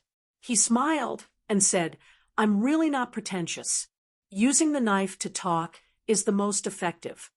Su Fengnian said softly, "That's also how you talk to that person in the capital." Su Xiao always had no inhibitions when interacting with this son of his. He said straightforwardly, "Of course, 300,000 Bailiang cavalry. Even their farts will shake the heavens. Even if you don't want to, you can smell it." Su Fengnian was preparing to leave for the bottom of the lake to practice his knife skills. He couldn't possibly go along with "The emperor will take turns to be the emperor and come to my house tomorrow." Could he? Su Xiao asked, "Are you really going to keep practicing?" Su Fengnian was puzzled. "Or else." Su Xiao pulled his hand out and exhaled. He slowly kept him in suspense. "Then go to Wudong. There's someone waiting for you." Su Fengnian was surprised. "You're not going to ask me to learn the Jade Pillar Heart Sutra from Hong Shixiang? That's too shameful. The scenery of the colored glass world is not bad, but to ask me to practice my knife skills there, it's not fun. If he doesn't go down the mountain, I'll go up the mountain. How can it be like if the mountain doesn't come, I'll go up the mountain? To be honest, I'm not in the mood. I'd rather be scolded by that old man and have my face covered in spittle than live under someone else's roof on Wudong Mountain." De Zhuge smiled, faintly. "That little Taoist with the surname Hong doesn't have that kind of ability. The one you want to see is Wudong's chief, Wang Zhongluo." Su Fengnian was shocked. That old Taoist who hides to cultivate the great Yellow Court Pass. Did he really split the Kanglin River with a finger of an immortal? That's too immortal. Inconceivable. Inconceivable. De Zhuge thought about it and said, "I haven't seen it with my own eyes, but Wang Zhongluo almost single-handedly fought against Mount Longhu with 4 great heavenly masters. He shouldn't be someone who fishes for fame. Moreover, Li Yishan gave pointers in his early years. He did a general evaluation and rouge evaluation. He specifically mentioned this Taoist expert, saying that he has the potential to enter the profound understanding realm. You have to know that at that time, Wang Zhongluo was only a middle-aged Taoist with no obvious reputation. As for whether it's true or not, won't you find out when you go to Wudong Mountain?" Su Fengnian was confused. "Wang Zhongluo is going to teach me how to use the knife. That's impossible. Then he's going to teach me the fastest and most profound heart technique of Wudang? Su Xiao smiled. You'll know when you get there. Su Fengnian didn't refuse. Wang Zhongluo was one of the most famous experts in the world. It was always a good thing to be able to experience some of the Taoist's immortal aura. He hoped that it wouldn't be another otherworldly expert like Mr. Wang from Shangyin Academy.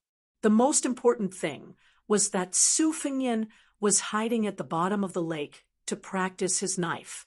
He remembered that there was a bottomless white elephant pond in Wudong. This pond was formed by a waterfall for hundreds and thousands of years. Su Fengnian wanted to go there to practice his knife. That year, Su Fengnian entered Wudong alone in the dusk, under the black tortoise Dangxing Memorial Arch. There were only two Taoists who were very different in age. One of them was naturally the young martial granduncle Hong Xixiang. The other was an old man with white hair and a ruddy complexion. He was extremely tall and sturdy. He was not inferior to the old man at the bottom of the lake. This kind of physique was rare in Taoism. Seeing Su Fengnian holding the knife, the two Taoists didn't exchange pleasantries. They just silently led His Royal Highness up the mountain. Climbing a mountain was physical work. In the past, Su Fengnian needed to rest a few times halfway up the mountain. After practicing his knife for half a year, he had improved a lot. However, he still couldn't reach the top in one go. Every time Su Fengnian felt tired, the tall old Taoist would stop immediately. When he stopped, Hong Xixiang also stopped. Su Fengnian sneered in his heart. This way of doing things was more scheming than hundreds of ox-nosed old Taoists coming out together. The three of them stopped at the hanging coffin not far from the White Elephant Pond. There was only a small hut. It seemed to be His Royal Highness' residence. There was a bamboo fence around the hut. A table and chair were placed in front of the hut. After Su Fengnian and the old Taoist sat down, Hong Xixiang took the initiative to go into the hut and took a simple tea set. He squatted down and made tea. There was no need to guess the old Taoist's identity. He smiled and said, "The world's swordsmanship is divided into standing sword, walking sword, and sitting sword. The difficulty increases with each step, but the ultimate achievement is hard to say. Our Wudang sect has never recommended sitting swordsmanship, as it goes against the laws of heaven. However, standing swordsmanship and walking swordsmanship have some experience. I wonder if Your Highness wants to learn standing swordsmanship or walking swordsmanship." Su Fengnian said calmly, "I want to practice my knife." Hong Xixiang, who was making tea, rolled his eyes. The old Taoist said amiably, "Swordsmanship and knife techniques, different paths lead to the same goal. They all pursue the path of one man against 100, like that Dong Tai. He only held a peach blossom. It can be called a sword or a knife." Su Fengnian did not want to waste time. It was really boring to discuss Tao with the old Taoist, so he asked, "What's the difference between standing sword and walking sword?" The old Taoist chuckled and said, "Standing sword, simply speaking, is when the sword moves and stops more often. The sword momentum is more swift and violent, like the rumbling of winter thunder. Walking sword is heavy and continuous, like the majestic summer rain, like splashing ink. If His Royal Highness likes standing sword, there are a few sets of famous sword techniques on the mountain. Together with Wudang's unique Heart Sutra, the spirit-plucking incantation, they are mutually beneficial. If he prefers walking sword, there is no harm. Jade Pearl Peak has a book called Greenwater Pavilion Sword Practice Record for the 60 years. Its words are exquisite and profound, and it contains the essence of swordsmanship." Su Fengnian thought for a moment and asked, "What does Headmaster Wang mean by sitting sword?" The old Taoist said, awkwardly, "This sitting technique is passed down in the Wu family's sword tomb. Outsiders do not know." The young martial granduncle gave each of them a cup of tea. The tea was wild tea from the mountain, and the water was spring water. Su Fengnian drank a mouthful and said with a smile, "I forgot to congratulate Headmaster Wang for coming out of seclusion." The old Taoist smiled and nodded. Hong Xixiang sighed quietly. Su Fengnian hesitated for a moment and asked softly, "Did Headmaster Wang really split open that Sanglan River with one finger?" The old Taoist shook his head and said, "No." Su Fengnian felt relieved. Since the old Taoist's ranking is lower than Wang Xianji's, then the weakness of his skills is a good thing. Hong Xixiang muttered, "It was 2 fingers." Chapter 43. Immortal guiding the way and cutting the river, Kanglin River, that is the largest river in Bailiang. Su Fengnian spat a mouthful of tea on the face of the old Taoist immortal opposite him. The old Taoist priest, who had been in Wudong for 30 years, just wiped it away gently and turned to glare at his talkative junior brother. Su Fengnian hurriedly apologized. Wang Zhongluo, on the other hand, had a good temper and did not mind continuing to drink his tea. Su Fengnian quietly sized up this Wudong number 1. His forehead was red like a raised eyebrow. Although he had white hair, he did not look old. Su Fengnian suddenly remembered a Taoist unorthodox book called 3,000 Sceneries that he casually read in the Tide Listening Pavilion when he was young. It mentioned that Wudong had a mysterious internal energy that was refined by the supreme jade elixir. It first formed a danning, then flowed through the 5 viscera, and then through the 4 limbs. It could turn red blood into white milk, the appearance of a young man, and was impervious to cold and heat. Su Fengnian had never taken the occasional written records of claws in the snow seriously. However, when he heard those 2 fingers with his own ears and saw Wang Zhongluo's vaguely revealed majestic aura, he had no choice but to believe it. The old Taoist left after finishing his tea. Su Fengnian saw Hong Xixiang still squatting on the side in a daze. He frowned and said, "Bull Rider, why are you leaving?" Hong Xixiang nodded and slowly walked back to Small Lotus Peak. Passing by the 3 palaces and 6 temples, countless Taoists respectfully called him Grand Marshal Uncle, Grand Marshal Uncle, and he responded to them all. Some familiar juniors would even stop and chat with them. Slowly walking to the immortal cliff, he found his senior brother standing under the tortoise camel tablet. Hong Xixiang quickened his pace and called senior brother Wang. Their generation on the mountain was already the highest, unlike Longhu Mountain's Taoist masters who were in seclusion and did not care about worldly affairs. Wudong also had a senior brother surnamed Wang, who used the sword to crown Wudong. He was habitually called Junior Brother Wang by Hong Xixiang and had been silently comprehending the sword at Big Lotus Peak for 16 years. Wang Zhongluo, who was almost a head taller than Hong Xixiang, turned around and saw the unhappy junior brother. He joked, "Senior brother Chen took away your private stash of forbidden books again?" Hong Xixiang shook his head, hesitating to speak. Wang Zhongluo patted his junior brother's shoulder and left under the moonlight. Su Fengnian practiced the rolling knife technique once. There was no set pattern to it. The most important thing was the angle and direction of the first cut. Following that, dozens or even hundreds of moves would follow the momentum of the first cut. Su Fengnian strived to do it in one go without leaving any gaps, using the least amount of strength to use the fastest knife. This was not something that old man had taught him privately. It was a simple knife technique that Su Fengnian had figured out himself. It was very appropriate to call it a rolling knife. Compared to what Headmaster Wang had said about standing on the sword and moving the sword, it seemed to be slightly different. He returned to the thatched cottage and lay down on a hard plank bed. It was as hard as the Wudong Mountain. Su Fengnian had no qualms about this. This was because he was used to living in the wilderness with old Huang. On the table, other than an oil lamp, There were 2 piles of yellowed books, 2 sword manuals, 1 spirit extracting technique, and at the bottom was Qing Shui pavilion sword practice record. Su Fengnian did not have any pajamas.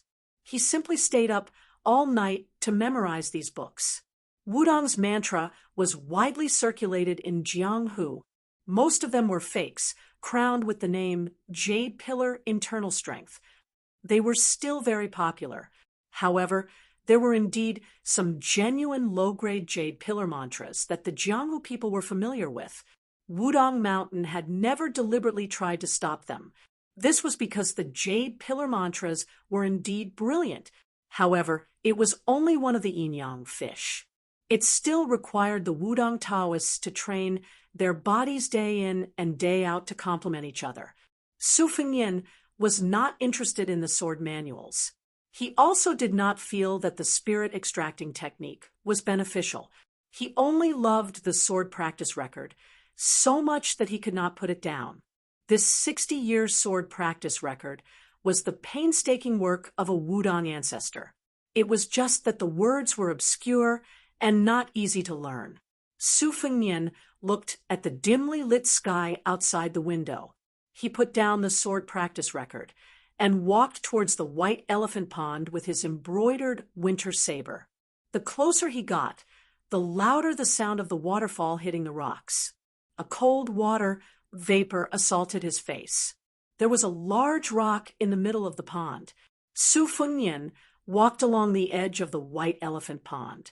Unexpectedly, he walked along a blue stone path into the waterfall. It turned out that the hanging immortal peak where the ivory waterfall hung had been hollowed out by the Wudong ancestors.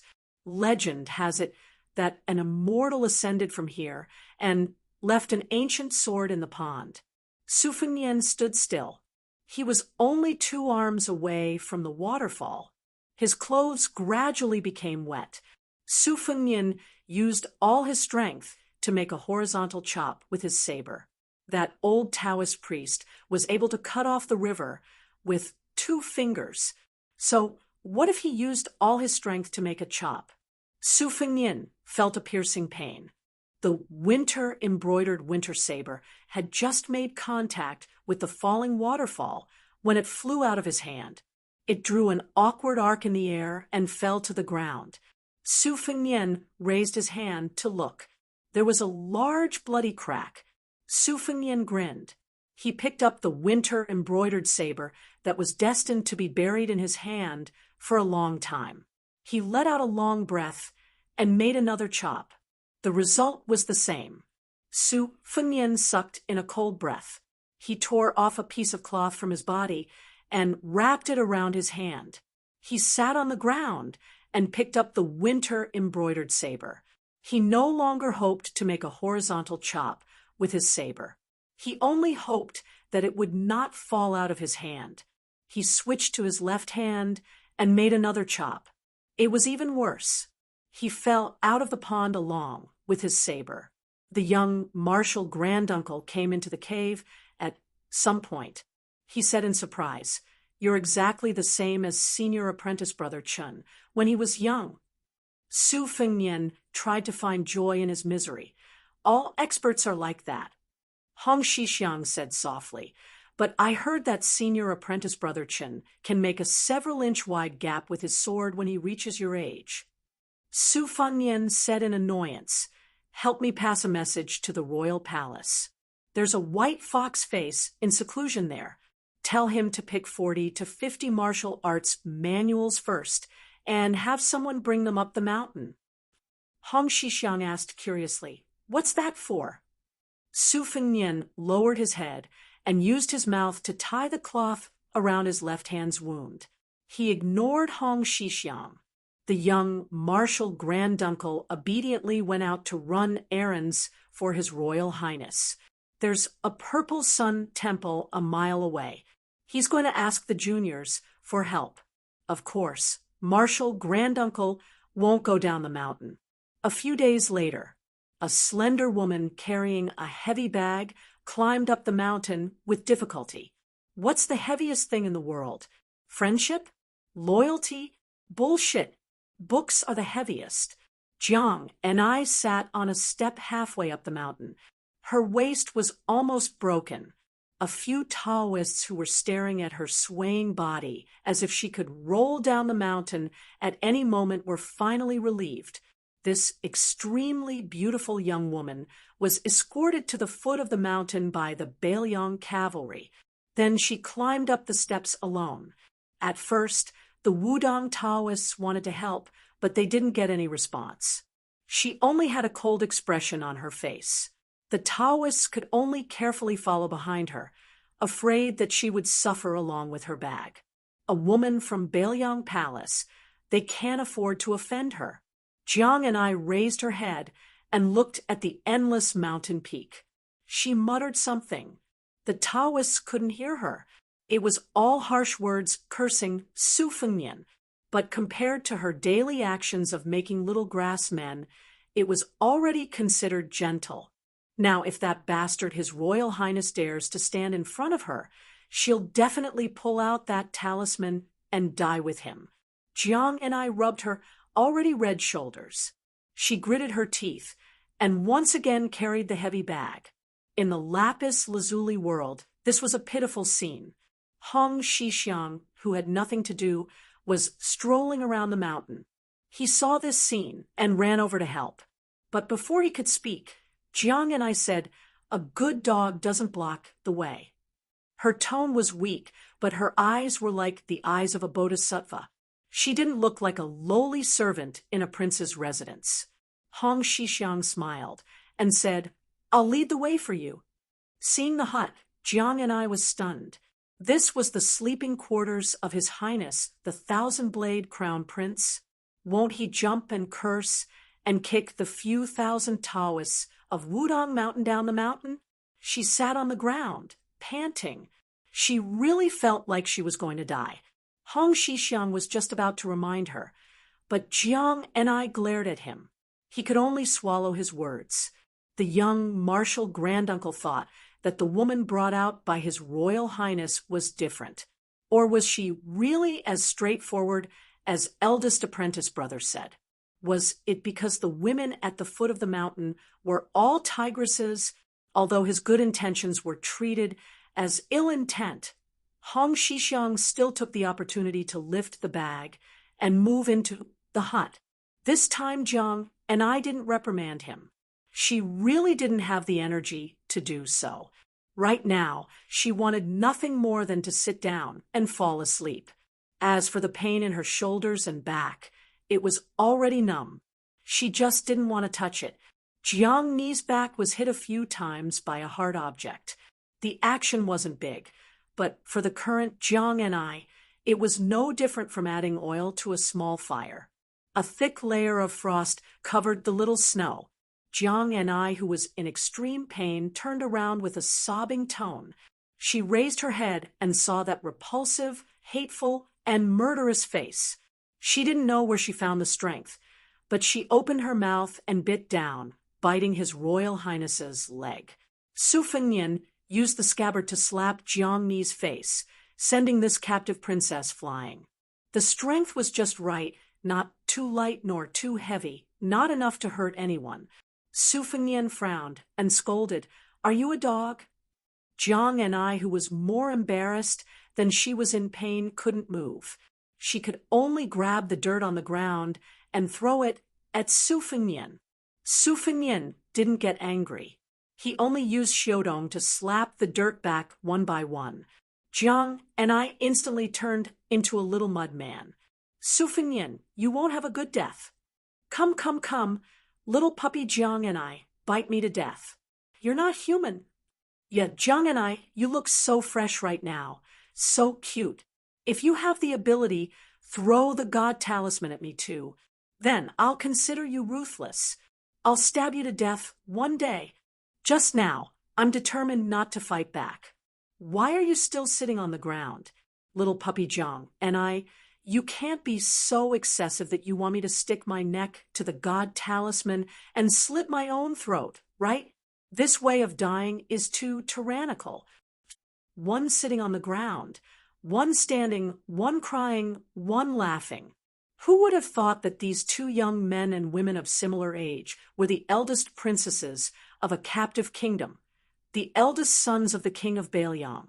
Seeing this scene, the young martial granduncle, who felt that it was harder to understand than the heavenly book, helplessly said, "I'd better go ride an ox."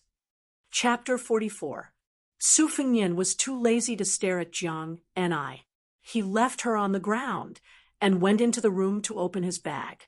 Other than a large, luminous pearl and a few sharp Guangdong Liao Wei, the rest of the books were thrown on the table and piled up like a mountain. Looking around, there was the Forbidden Villa's whale-killing sword, the two Zen temple's copy of the Vajra-subduing demon fist, and the Southern Sea's largest Buddhist nunnery's Guanyin finger. There was a wide variety of more than 50 martial arts manuals.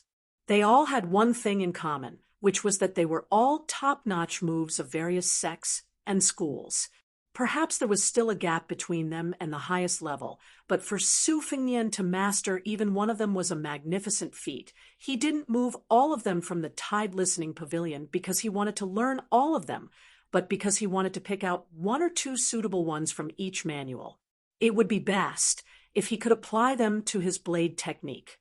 Taking 10,000 steps back, if he saw a pig run many times, he wouldn't be surprised even if he saw a pig that could float on water or grass in Jianghu. Just like playing chess, these books were a set of moves. When the opponent placed a piece, he would know the position of the next 3 or 10 moves. No matter how many changes you made, I would just kill you with a single strike. Su Fengnian picked up a manual and flipped through a few pages. He put it down and picked up his blade, preparing to go to the White Elephant Pond to practice 600 slashes and 600 strokes. When he went out, he found that Jiang and I hadn't left the mountain yet. She was sitting on a bamboo chair, using her sleeve to wipe the dirt off her face. Her movements were delicate, and each movement must have used all of her strength. How could there be a woman in the world who didn't love beauty? Su Fengnian laughed. "Little mud man, it's going to be dark soon. You don't dare to go down the mountain alone. I'm a kind-hearted person. I'll help you call a handsome little Taoist to go down the mountain with you." Jiang and I sneered. "The Great Pillar State let me stay on Mount Wudong. I heard someone has already gone through the ceremony of becoming an adult. That's hilarious." Su Fengnian felt a headache coming on. Ignoring the mockery of the rootless grass, he frowned and said, "Did Su Xiao take the wrong medicine?" Jiang and I kept a straight face and didn't say anything. She stretched out 2 slender little fingers and slowly combed away the dirt and dust on her hair. Su Fengnian went to the forest to pick some herbs and threw them in front of the house. "You stay here," he said. "I'll go somewhere else." Jiang and I was indifferent. Like a clay bodhisattva, he remained motionless. He tilted his head and didn't even look at His Royal Highness as he meticulously cleaned up the battlefield. She would never touch that huge pile of herbs. Su Fengnian took the night-luminescent pearl and the hairpin to the cave of Xianxian Peak. He made a hole in the stone wall and inlaid the night-luminescent pearl in it. Suddenly, it was brightly lit. Su Fengnian, whose hands were bleeding, continued to wield his saber. However, he did not dare to cut under the waterfall. Late at night, he was already exhausted. He sat at the foot of the stone wall furthest from the waterfall and slept cross-legged. The saber never left his hand. Early in the morning, he woke up on time. Su Fengnian opened his eyes and saw Hong Shixiang squatting in front of the waterfall, holding water to wash his face. Su Fengnian had always been indifferent to this guy. He got up and practiced his slashing in the open space. While he was practicing his saber in an old-fashioned way, the guy who had been herding cows on the mountain for more than 10 years was studying the priceless heavy thorn wall in front of the stone wall. The round pearl in the bright area was green and translucent. When night fell, it would be as clear as the full moon. The one in front of Hong Shixiang was not known for its large size. The largest night-luminescent pearl in the world was still in the imperial palace. It needed 416 beauties to surround it. It was placed in the study of Princess Suizhu. The reason this emperor's most beloved daughter was called Princess Suizhu was because when she was born, Sui offered this huge night-luminescent pearl dugout from the foot of Mount Tai as a tribute. Su Fengnian seemed to have had the opportunity to own 2 Sui pearls as long as he was willing to enter the capital and become the emperor's son-in-law. Su Fengnian did not have the opportunity to know whether the delicious cake was hot or not. In Bailiang Palace, this kind of low-level mistake could not happen because the maids in Wudong Garden were all gentler than the other. However, His Royal Highness was more certain than anyone that the roasted sweet potato was hot to the mouth, hot to the hand, and hot to the heart. The cave was humid, and Su Fengnian was sweating profusely. It was very harmful to the body when the sweat mixed together. Su Fengnian did not dare to stay any longer. He carried the embroidered winter saber on his shoulder and picked up the famous Guangdong Liaowei. This was the best quality purple rabbit hair. Rabbit hair was originally a hard hair. The north was stronger, but the Guangdong purple rabbit hair was worthy of being called the first hard hair. This kind of brush was most suitable for writing strong and square characters. The tip of the brush was like an awl and sharp like a knife. This was the real knife of the brush. From a young age, Su Fengnian had been instructed by Li Yishan to only use hard hair. The soft and edgeless sheep hair was absolutely not to be touched. The soft and boneless characters had always been spurned by the #1 scholar in the prince's residence. However, Su Fengnian knew that sooner or later he would have to pick up a soft hair when he had to write large characters on a signboard. Although Su Fengnian was scolded for being an idiot with a golden exterior, doing the shady business of buying poems and songs like a poor scholar, he knew the 4 arts of zither, chess, calligraphy, painting, tea, and wine. It was just that he was not proficient in them. Practicing the saber was a major matter of strength, but practicing calligraphy was a minor matter of strength. It was especially difficult to practice calligraphy after practicing the saber. Su Fengnian dipped the Guangdong Liaowei in water and wrote the incantation for the whale-killing sword on a green rock. The words came from his heart, and the semi-cursive writing on the ground appeared murderous. Hong Shixiang squatted to the side and observed. He clicked his tongue in wonder and said, "Good writing, good writing. It's 100 times better than de Shixiang's earthworm crawl. When he communicates with his junior apprentice brothers or people outside the mountain, he has to get me to write for him." Su Fengnian ignored this fellow's praise and chewed on the Guangdong Liaowei brush. Before coming up the mountain, he had practiced the saber painstakingly. However, it was not to the extent that he had to forcefully peel off the calluses that he had honed from 3 years of traveling. Now, his hands were covered in blood every day. When he was not practicing the saber, Su Fengnian would put the embroidered winter saber on his shoulder and swing it around. It looked quite poetic, but Su Fengnian's heart was filled with murderous intent. Chapter 45. Walking towards the thatched cottage, he remembered where he had left the herbs yesterday. Su Fengnian smiled and pushed open the door. He did not see Jiang and I sleeping on the bed at first glance. Had she gone to see the scenery of the lazuli world? When he looked again, he saw that the little mud figurine had already cleaned herself up and was facing the wall, asleep. She did not touch the bed. Su Fengnian understood perfectly that she despised the place he had slept in for being too dirty. The reason why she did not sleep against the wall was clearly because her delicate back could no longer bear any contact after carrying the luggage up the mountain. Su Fengnian opened his mouth and spat out the rabbit hair brush on the table. He used his foot to kick the princess who had fallen from the world's noblest imperial city to the cage of Bailiang Palace and then to this little thatched cottage on the mountain. She was probably exhausted, for she did not react at all. She muttered a few words in her sleep. Su Fengnian did not have to listen to her to know that she was scolding him. Su Fengnian stared at her for a while. She was a budding beauty. Although her face could not compare to white fox's, it did not lose out to sweet potato and bluebird by much. In the future, she would definitely be even more attractive. Su Fengnian felt that the way she sat on the ground and fell into the mud yesterday was very interesting. Jiang Ni's body slanted in her sleep and almost fell to the ground.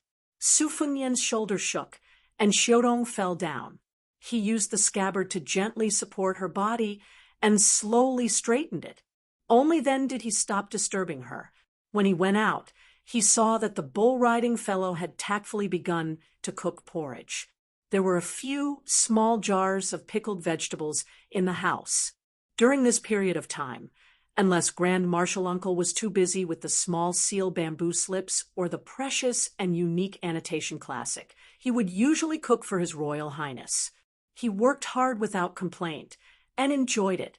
Hong Shixiang cooked the porridge and watched the heat while he dipped his finger in his saliva and flipped through the Book of Rites. Su Fengnian really couldn't figure out how this cowardly fellow could become the person responsible for the black tortoise's resurgence. After leaving 2 bowls of porridge for Jiang Ni, Su Fengnian carried his saber and went to the top of the hanging immortal peak. The Jiazi sword training was a collection of sword practice experiences, but occasionally it would also contain some summaries of the vast martial arts. It strongly advocated climbing to the top of the mountain to look at the stars and the sea, which were useless to swordsmanship but beneficial to swordsmanship. Unfortunately, Su Fengnian couldn't find anything that was related to the way of the sword, even after looking at it for a long time. The guy riding the bull didn't say a word. He just stood to the side and watched with great interest.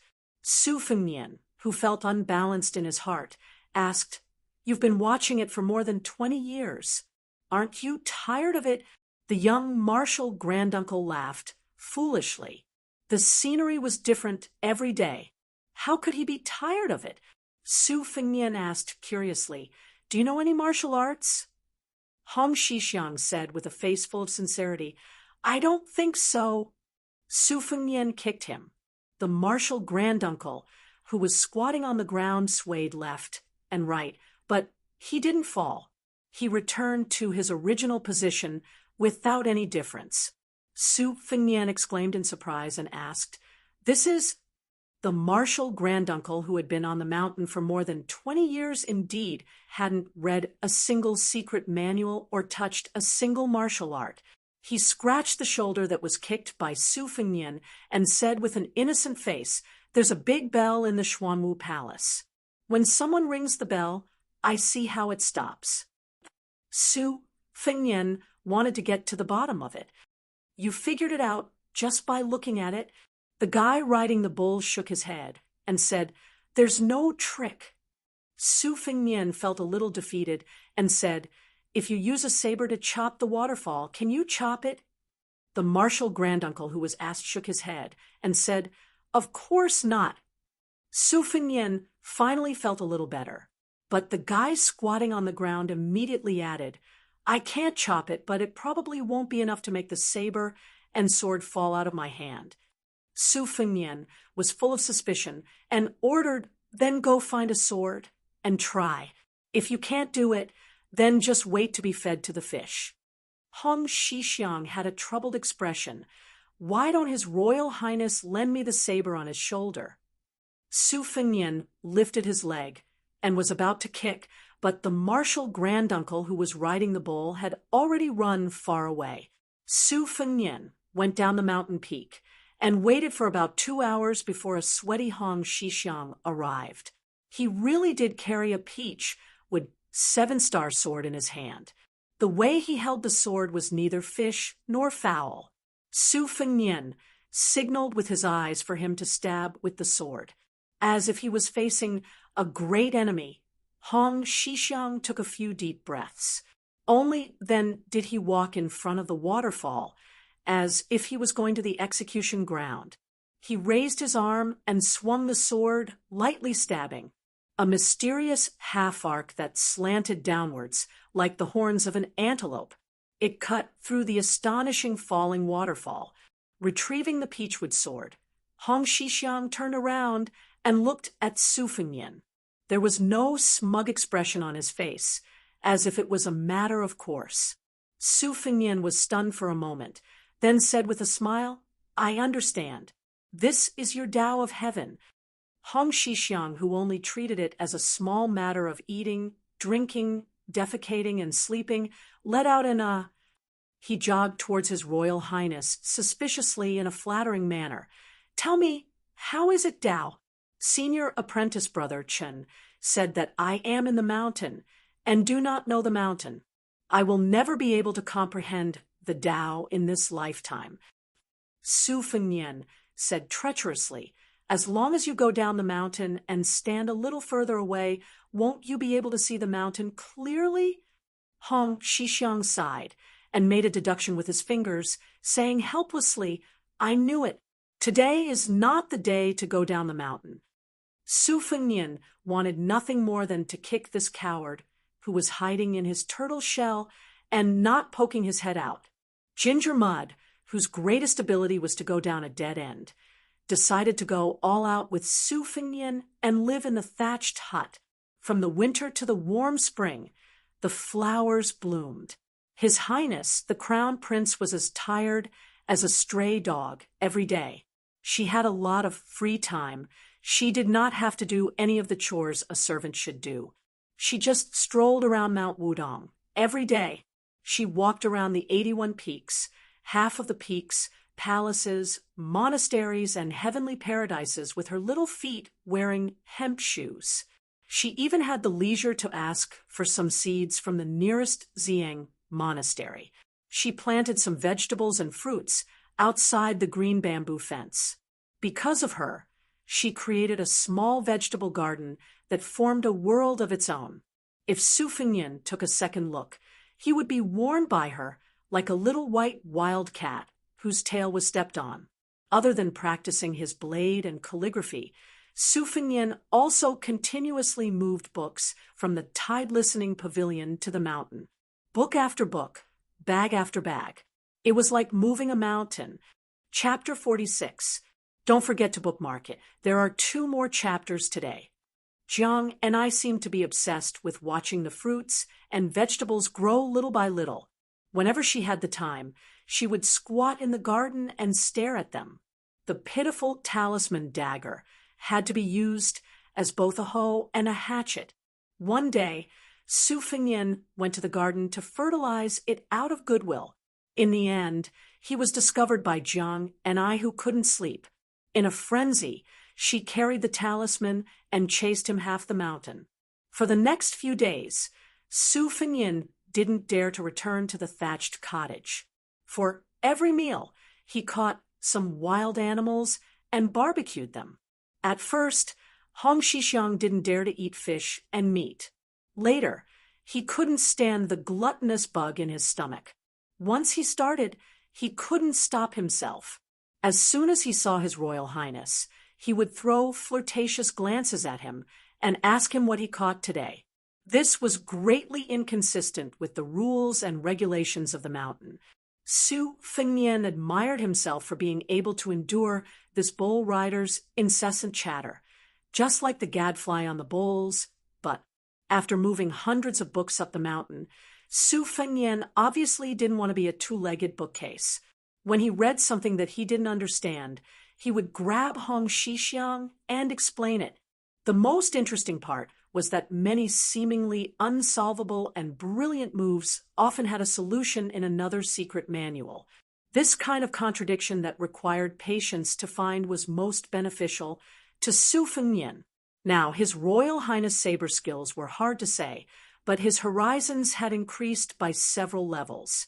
During this period of time, Su Fengnian took out a book that had been lost in the Jianghu for a long time, Great Martial Arts, and used it as a body training manual. The moves were simple, but each move was fierce and overbearing, striving to kill with one move. He also asked for a set of nameless fist techniques from Wudong, leaning towards the soft and feminine side. Su Fengnian originally didn't like it, but Hong Xixiang shamelessly recommended it, bragging about it to the heavens, almost praising it as #1 in the world. In the beginning, Su Fengnian still didn't agree. The thirsty grand martial uncle had no choice but to play a final move. Even Su Fengnian had to admit that he was truly shocked by this fellow. The bull rider plucked a handful of bamboo leaves and casually threw them out in the wind. His body followed the bamboo leaves and stretched out a palm. Su Fengnian only saw his body swaying like a drunkard, jumping around randomly, but all the bamboo leaves were glued back to his palm. Gnawing on a wild pheasant's leg, Su Fengnian, who had obtained the fist technique, but still couldn't grasp the gist of it, couldn't help but ask, "The more I practice this fist technique, the more it looks like a sissy's play. You're not deliberately tricking me, are you?" The grand martial uncle wiped the grease at the corner of his mouth and said seriously, "How would I dare to fool His Royal Highness?" Su Fengnian asked suspiciously, "Who created this fist technique?" The grand martial uncle rolled his eyes and swallowed the pheasant meat in large mouthfuls. He laughed dryly and said, "His Royal Highness, I won't disturb your practice. I have to go herd the cows."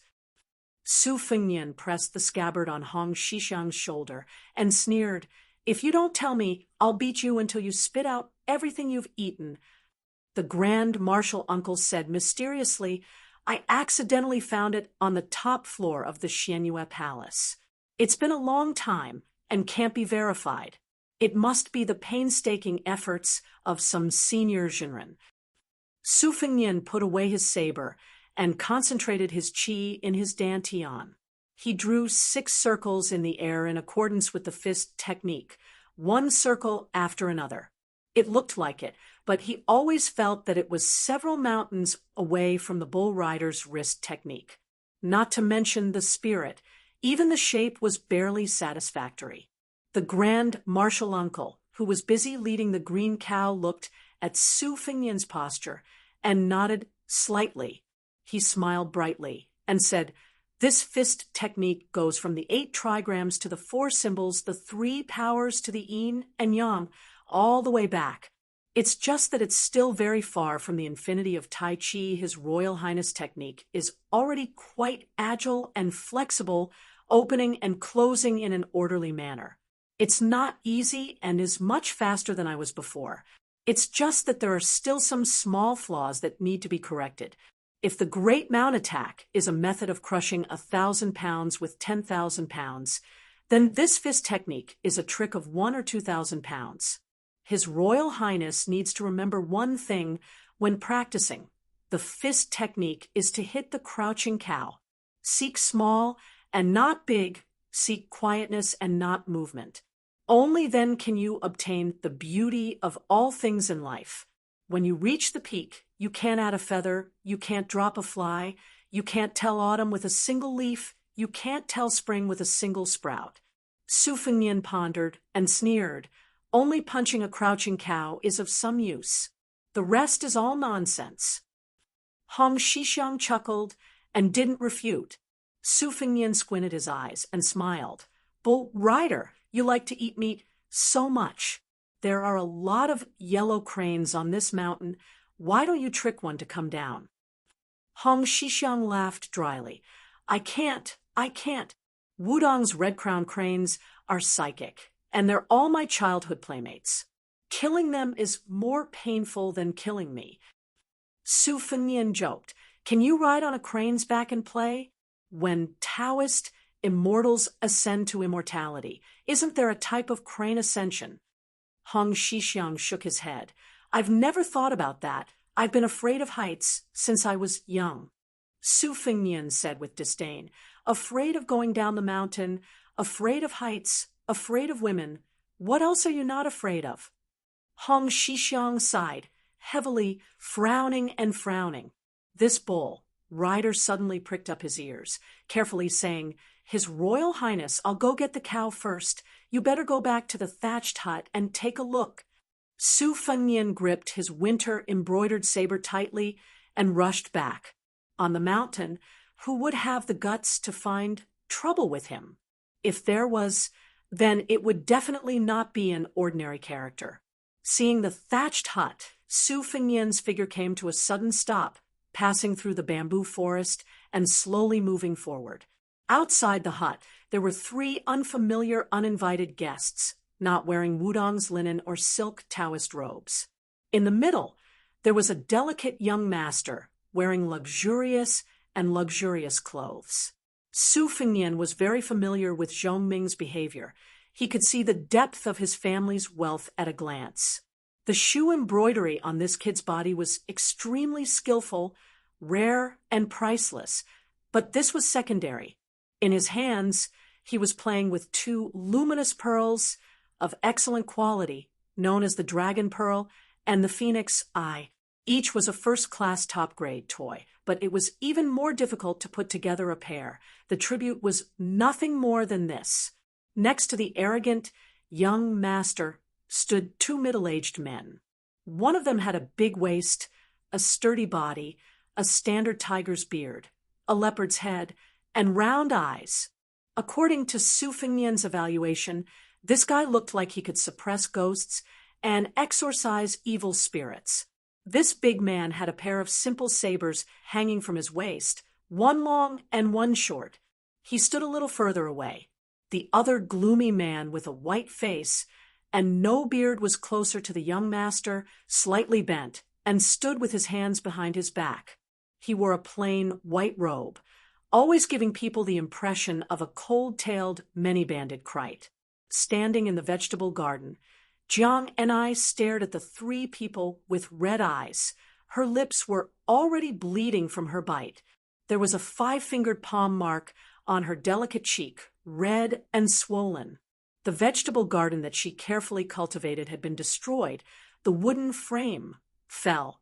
The seedlings were all broken, and it was almost turned upside down. His Highness the Crown Prince had only watered and fertilized the plants out of the kindness of his heart, yet he had been chased down by Jiang and I. Now that the vegetable garden had been reduced to such a state, she must have risked her life to save it. However, her opponents were numerous, and they were not merciful people, so she had to suffer in silence. Perhaps in Jiang Ni's eyes, Baelyang Palace was a luxurious and desolate birdcage, but other than his Royal Highness who raised birds who dared to point fingers at her, not to mention slapping her face. Su Fengnian, with his hands wrapped in cloth and holding his sabers, walked barefoot towards the 3 people with a gloomy face. Chapter 47. Jiang and I can bully you, but you can't. I don't care who your father or mother is. The elegant young master slightly tilted his head. There were some freckles on the tip of his nose. He glanced at Su Fengnian, who was walking towards him with a look of disdain. When his gaze shifted to the embroidered winter saber in Su Fengnian's left hand, he slowly said, "Oh, this saber is very nice. I like it very much. Go, break his hands. The saber is mine." When the man heard this, he looked at Su Fengnian with a look of pity. From beginning to end, Su Fengnian did not say a single word. 10 steps away from the brawny man, he suddenly rushed forward. The embroidered winter saber was unsheathed. 3 steps away, he chopped out with a clean and crisp saber. The brawny man, who originally did not plan to use his saber, had a sharp glint in his eyes. Without seeing how he pulled out his saber, he blocked Su Fengnian's swift and fierce saber with the short saber on his left waist. The short saber's handle was wrapped with gold and silver threads. It was an excellent saber that specialized in foot combat. Su Fengnian's saber was blocked, but he did not blindly compete with strength. He used the rebound force to draw a stunning arc. With a turn of his body, he swept out a second saber. The brawny man showed a trace of surprise. He quickly restrained his thoughts of underestimating his opponent. His right foot took half a step back, and his left arm swung out like a wheel. He chopped down in the air. He was no longer in a defensive position. He wanted to use his innate strength to sweep away the brat who used a saber in front of him, so that he could no longer lift his saber. Su Fengnian, who had long been taught by the white-haired old man when to gather strength and when to counterattack, dodged the saber.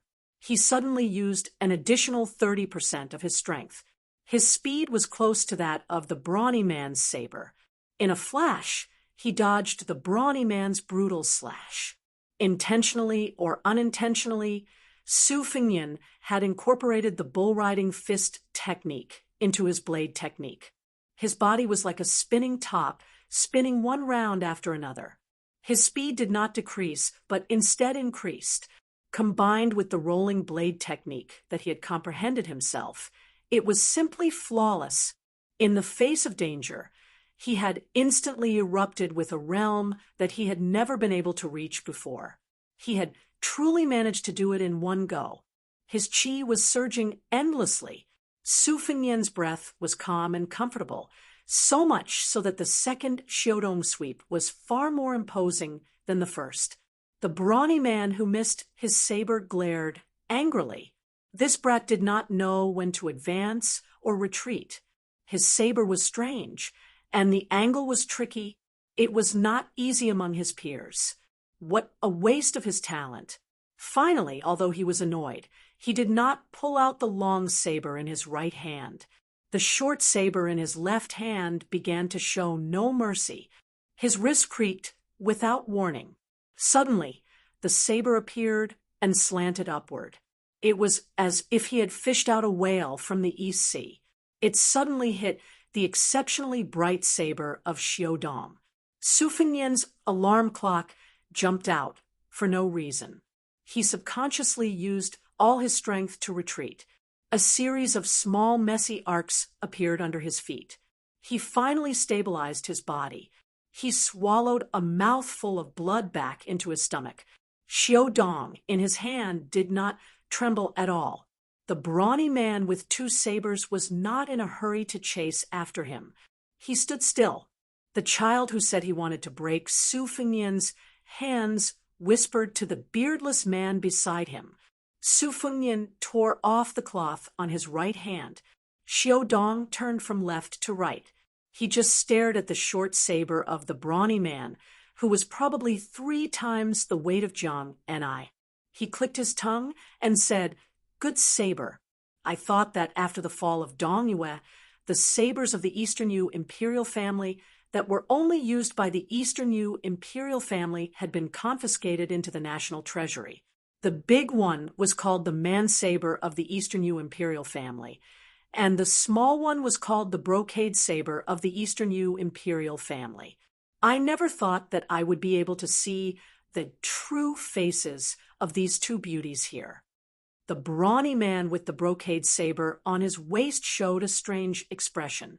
He twitched the corner of his mouth and said, "You have good eyesight." Su Fengnian pretended to be naive and said, "Then aren't you the Eastern Yu imperial family of the fallen country? Why would a stray dog come to Mount Wudong to bite people?" The brawny man who was poked in the ribs was not angry. His calmness and cultivation skills were as outstanding as his saber art. He just said with an expressionless face, "I gave you 10 minutes to rest. Is that enough?" Su Fengnian held Xiaodong in his right hand and did not speak. The freckled child with the tip of his nose said impatiently, "Why are you talking to him? I only want the saber. After cutting off his hands, whether he lives or dies is up to fate." Su Fengnian, whose left hand was covered with blood, unexpectedly lifted the scabbard. Was he afraid that his opponent had 2 sabers, and he would be at a disadvantage if he fought with only 1 saber? Seeing this, the Eastern Yu imperial family people sneered. Su Fengnian rushed forward again, rolling his saber like a snowball.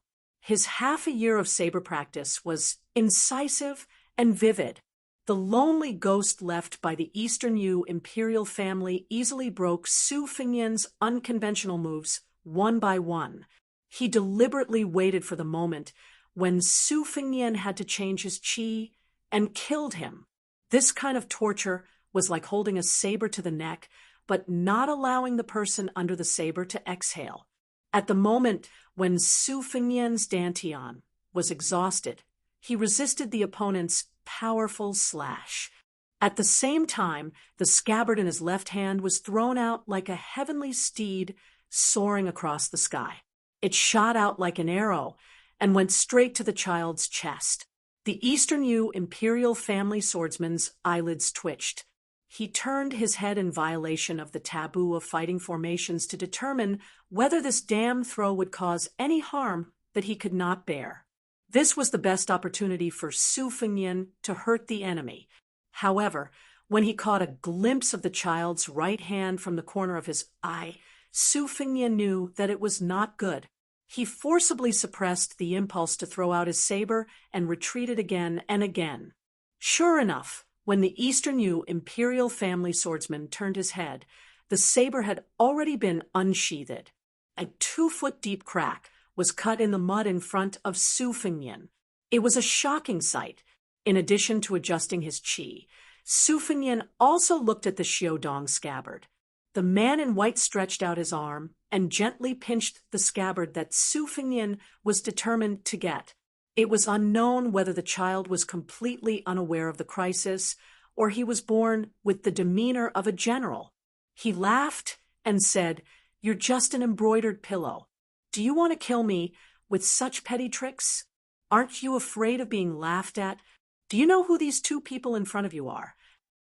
Seeing that the Eastern Yu imperial family swordsman had no intention to use his saber, Su Fengnian finally had a chance to take a closer look at the child, who had only been freckled by his royal highness. He suddenly understood and said with a smile, "Little girl, tell me, let's see if you can scare me." The child's face turned red. He lifted his leg and kicked the middle-aged man beside him, screaming, "Kill him!" The man finally opened his mouth. His voice was sharp and harsh, neither yin nor yang. "You're courting death." Without seeing him move, the Xiaodong scabbard shot towards Su Fengnian's neck like a thunderbolt. The Eastern Yu imperial family swordsman in front of Su Fengnian tipped his toes and made way. If he didn't dodge, he would be pierced by the scabbard. Su Fengnian closed his eyes. He wasn't accepting his fate, but gambling with his life. The wind suddenly rose. Thousands of tall bamboos in His Royal Highness's bamboo forest bent toward the direction of the crowd, forming a worshipping posture. It was exactly the same as the 81 peaks, as if the mysteries of heaven were being drawn. An old Taoist priest floated out, looking indescribably like an immortal.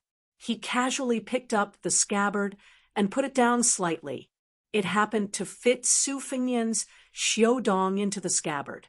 The old Taoist priest calmly stood beside Su Fengnian. The guy dressed as a child, but was seen through by Su Fengnian as a woman kicked the man who threw the scabbard and scolded, "Useless thing! Kill them all for me."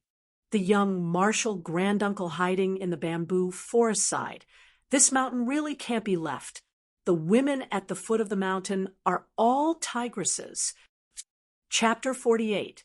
Su Fengnian opened his eyes and whistled. A handsome spear falcon swooped down from the sky and landed steadily on His Royal Highness's shoulder. The snow-white 6-year phoenix stretched out its head and rubbed its master's cheek. Su Fengnian didn't care about the pain. He flicked the scarlet beak of his beloved pet with a finger and glanced at the white-faced man who was about to attack. He sneered, "A 100 Liangzhou cavalry are going up the mountain with crossbows. I'd like to see who's going to kill who." The freckled woman, who pretended to be a rich man, was still not afraid. She angrily said, "How dare you?" Su Fengnian laughed wildly. "In Beiliang, there's nothing I don't dare to do." The Dongyue machete man frowned. The secret report did say that there were 100 Bailiang cardinal crossbows stationed at the foot of Mount Wudong. The crossbows made by Bailiang were much more powerful than ordinary crossbows. Many of the West Chu great halberd soldiers were killed by these weapons on the battlefield. A few dozen crossbows were insignificant in a battle, but if more than 800 of them were gathered together, it was enough to intimidate people. Su Fengnian tapped his nose and said lecherously, "Hey, little sparrow, come to my big bed and have a good fight. Let's fight for 300 rounds. It's best if it's a baby sparrow. I'm good at all kinds of martial arts. I'll definitely let the sparrow go up the mountain happily, but it's too weak to go down." The woman who called herself I gritted her teeth, but this time, before she could kick and curse, the man who looked like a man from the netherworld leaped, and was only 5 steps away from Su Fengnian. With a gust of cold wind, he said with a piercing voice, "You're not human." At that moment, Su Fengnian remembered the cold wind of walking on a snowy night. Old Huang's thin body was in front, but the wind was still blowing in all directions. The chill was bone-chilling. Wang Zhongluo stood between His Royal Highness and the beardless man. His Taoist robe swelled up like a ball. He took the hit head-on. The old Taoist leader's feet used his pair of dark-colored light boots as the center. A circle of soil splashed out, but the old Taoist's tall and sturdy body did not move at all, just like the Wudong Peak. Not only did the qi flowing within the Taoist robe not weaken, it even swelled up after eating its fill. The man with rosy cheeks quickly retracted his hand and asked suspiciously, "Big yellow court, are you Wang Zhongluo?" The old Taoist, who had once been sprayed with tea by Su Fengnian, was as well-mannered as ever. He did not retaliate and smiled. "That's me." The beardless man cautiously retreated to his original position. He bent over and said a few words to the woman, who was mocked by Su Fengnian as a little sparrow. Her expression was gloomy and uncertain, but she tried her best to restrain herself. She raised her small hand that was holding the 2 twin luminous pearls and pointed at the Wudong sect leader and scolded, "Smelly cow nose, you want to side with the guy behind you? Aren't you afraid that your entire sect will suffer a calamity? The 4 words of the black tortoise will reign at the foot of the mountain had been hanging there for hundreds of years. I think it's quite imposing. Do you believe that I will smash it?" The old Taoist laughed and lowered his hands. His fluttering sleeves slowly calmed down. He did not respond to the domineering woman's insults and turned to look at His Royal Highness. Su Fengnian returned the favor and laughed evilly. "Yo, Sparrow Sister, you have such a big mouth. I like it. You want to smash the archway? You still have to ask your future husband if he agrees." The lonely souls of Dong Yue laughed bitterly in their hearts. This Prince Liang's mouth was even sharper than a knife. How did lame Su train such an unscrupulous son? Was it because his ears were bad that he did not hear the 2 words, "this prince"? Or was he pretending to be deaf? Did he really think that no one in the world could be a match for the great Pillar State? The 100 skilled crossbowmen of the Phoenix Battalion who had abandoned their horses and went up the mountain were already in position. They shuttled through the bamboo forest and were only waiting for His Royal Highness to give the order to shoot the 3 people into hedgehogs.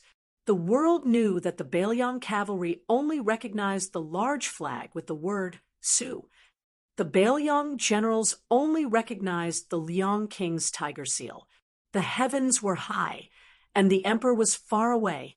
What's more, the Son of Heaven on the dragon throne seemed to have always trusted the last prince with a different surname. A few years ago, he even had the intention of betrothing Princess Suizhu to the eldest son of de Zhu Gua. It should be known that even in the capital, there were anecdotes about His Highness the heir apparent. Some scholars in Liangdi, who passed the imperial examinations, unanimously mocked and ridiculed the heir apparent. When they talked about Su Fengnian with their colleagues or teachers, there were always countless jokes. The common people all over the world were worried that Princess Suizhu had entered the tiger's mouth. The high-ranking officials and dignitaries in the capital who were familiar with the situation in the palace were eagerly waiting for Su Fengnian to arrive in the capital and then be beaten to death by the princess who had the same temper as him. This Princess Suizhu, when did she not go out to play without tormenting dozens and dozens of her sons? Beside him was the powerful old Taoist priest who had been the leader of Wudong for 30 years. Behind him were 100 crossbowmen. As if he had great confidence, Su Fengnian lifted Xiaodong and pointed at the three people. He laughed nastily and said, "You little woman, you Dongyue's homeless dog, man, and you imitating a woman and putting powder on your face. You are neither a man nor a woman. The three of you don't go down the mountain. Stay here obediently and work like cows and horses for Lousy. When you have cleaned up the vegetable garden, you will see if this prince is in a good mood. If I am in a good mood, you can go wherever you want. If I am in a bad mood, other than I will chop you up and feed you to the dogs. Leader Wang, are there dogs on this mountain?" The old Taoist priest looked down and turned a deaf ear. He did not want to get involved in this muddy water. In the bamboo forest, the bull-riding martial granduncle, who was being held by the Bailiang crossbowman, shouted, "His Royal Highness, there are a lot of wild dogs on the mountain. They howl very loudly at night. It is probably because they are not full." The old Taoist priest had a headache and sighed. This little junior brother, why did he blindly join in the fun? If he fanned the flames, he would accidentally burn down Wudong, which was not a human, completely. The beardless man flew into a rage. No one in the world dared to humiliate him like this to his face. The woman who had been given an unpleasant nickname for no reason tugged at the sleeve of the extremely angry man beside her. She asked a few questions in a low voice. The man's expression was rather helpless, but he answered truthfully. Her imposing manner suddenly fell to the bottom. She glared at Su Fengnian, but her words were still loud and carefree. "How much money can this broken vegetable garden be worth?" Su Fengnian laughed and said, "If I say it is worth 1,000 taels of gold, then it is worth 1,000 taels of gold." She flew into a rage out of humiliation. Her small chest, that was wrapped in cloth, trembled violently. She gritted her teeth and said, "Fine, 1,000 taels of gold it is." She raised her hand and threw a luminous pearl at Jiang and I, who had been standing silently in the vegetable garden. "For you." Probably because she was angry at herself for showing weakness for the first time, she once again threw the female pearl in her hand with a sobbing tone and screamed, "All for you." She never thought that she would take the initiative to lower her body like the sun rises from the west. That girl who looked somewhat sloppy and had an even more rustic temperament. Not only did she not shed tears of gratitude, she instead had a straight face with a bit of disgust in her eyes. She bent down and picked up 2 luminous pearls that were stained with mud. With one in each hand, she threw it back. She used even more strength and almost hit Jiang and I, who had a priceless body. Fortunately, the white-faced man caught the dragon pearls and phoenix eyes. To her, there was no reason to throw something and then get it back. She endured the heartache and gloomily ordered the attendants to destroy the pair of luminous pearls that she had played with since she was young. She glared at the girl who did not know what was good for her. "Do you want to die?" Jiang and I calmly said, "I only want the vegetable garden. You turn it back to the way it was just now." She repeated with a heavier tone, "I only want the vegetable garden." Su Fengnian did not have time to appreciate Jiang Mi's words, which were extremely suitable to his taste. Seeing that the girl who was neither a man nor a woman was about to crush the luminous pearls, he hurriedly shouted shamelessly, "Wait! My maid doesn't know the value of the pearls. Give me that pair of pearls." The owner of the pearls and the maid Jiang and I spoke at the same time. "You want it? I don't know the value of the pearls." Su Fengnian answered the two princesses with a mischievous smile. "Little Sparrow, of course I want the pearls. If you give it to me, then I'll forget about today's matter." "Little Mudman, you don't say. This pair of pearls is slightly more valuable than you think." The foreign girl, who was forced to use a vulgar nickname, seemed to have caught something that could be used against her. She threw a look at the attendant beside her and said with a neurotic smile, "You want it? I won't give it to you." The two luminous pearls were immediately crushed into powder by the two fingers of the beardless man. Su Fengnian's face was full of regret. It was not that there were no such good things in the palace. On the contrary, there were quite a few of them. But wasn't it better to have more good things in the world? Jiang and I did not give up and said coldly, "Give me back my vegetable garden." The girl said with equal harshness, "With just you?" Jiang and I glanced at Su Fengnian like an outsider. Su Fengnian was somewhat helpless. This was Jiang and I, the little mud man, being a rascal. Killing him was a matter of heaven and earth. If something happened, it was reasonable for him to take responsibility. The well-dressed girl said sarcastically, "I've only heard of a golden house hiding a mistress. I've never heard of a thatched house hiding a mistress.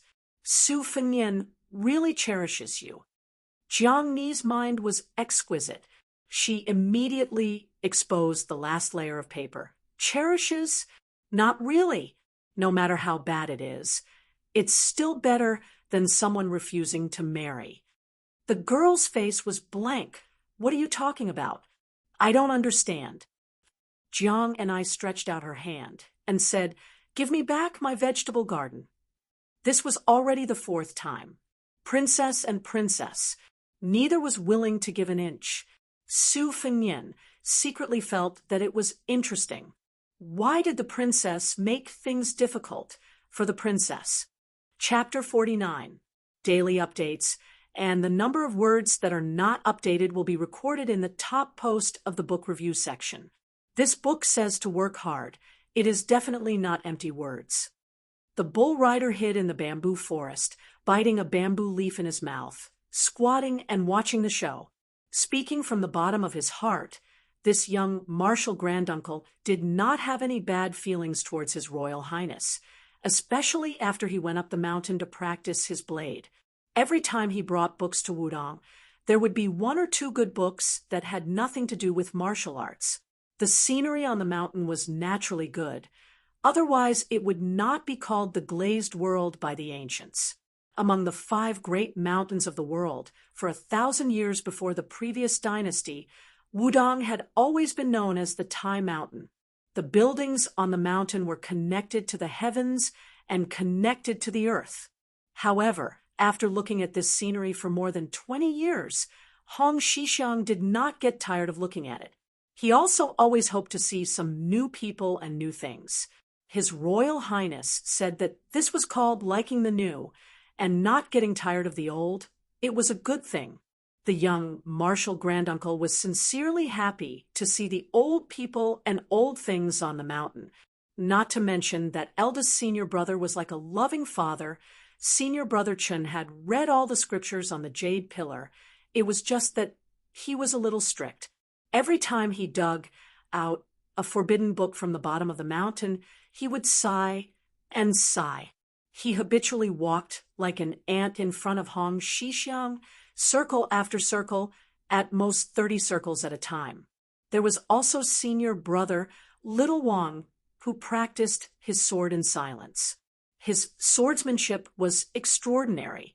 Other people would rack their brains to practice sword moves and sword forms, especially in the Wu family sword tomb. They could not wait to use the moves to the extreme. However, senior brother Little Wang cultivated the will of the sword alone on the single plank bridge of swordsmanship. He was similar to the legendary powerful Dong Tai.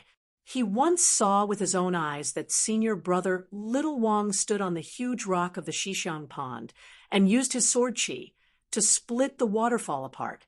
There were also a few older senior brothers who had different personalities. They were all good people, with the demeanor of ancient alchemists. They were even more protective of Hong Xixiang. However, things got more interesting when His Royal Highness went up the mountain. Hong Xixiang looked at the tense situation outside the thatched cottage. He couldn't help but feel anxious for His Royal Highness. Of those fellows from the capital, other than the wealthy woman who was disguised as a man, the other two were not easy to deal with, especially the gloomy uncle who had exchanged a blow with de Xixiang. His internal energy cultivation was unfathomable if it wasn't for the fact that de Xixiang had cultivated the rarely seen De Huang Ting Pass in 100 years. He wouldn't have been able to retreat so easily. The outside world only knew that the last pass in the cult was extremely difficult to break through, but they didn't know that it was even more difficult to break through the De Huang Ting Pass. The reason why the De Huang Ting Pass with extremely high seniority on Mount Longhu was mostly because they had cultivated the De Huang Ting Pass but couldn't come out of it. The delicate stalemate was easily broken by a man with a sword on his back who slowly walked over from the other side of the waterfall. Senior brother Little Wang, who was known as Wudong's #1 nerd. Little Wang Xixiang had already passed the age of 40. His appearance was lean and incomparably confident. On his back was a slender peach with sword the color of purple copper. Named Shun Tuesday legend has it that the ancient immortals had once used this sword to kill a 1,000-year-old fox spirit that brought calamity to the country and people. The immortal energy and demonic energy coexisted on the sword. Only people with great willpower would be able to wield it. The old Taoist Wang Zhonglo said warmly, "It's not good to fight on the mountain. Why don't we all go to the Xiang Palace, not far away, and eat some vegetarian food?" Su Fengnian laughed and said, "Only when you're full will you have the strength to fight." The impatient woman, whose appearance could only be considered average, sneered, "It's not enough that the Wudong sect leader personally came to protect us. Even the #1 swordsman on the mountain, Wang Xiaoping, came to watch the battle with a sword in hand. Wudong's hospitality is truly touching. I'll remember this kindness. The next time we meet, I'll definitely repay you with a great gift." Su Fengnian smiled heartlessly. "Listening to your words, Little Sparrow doesn't intend to tangle endlessly with your future husband.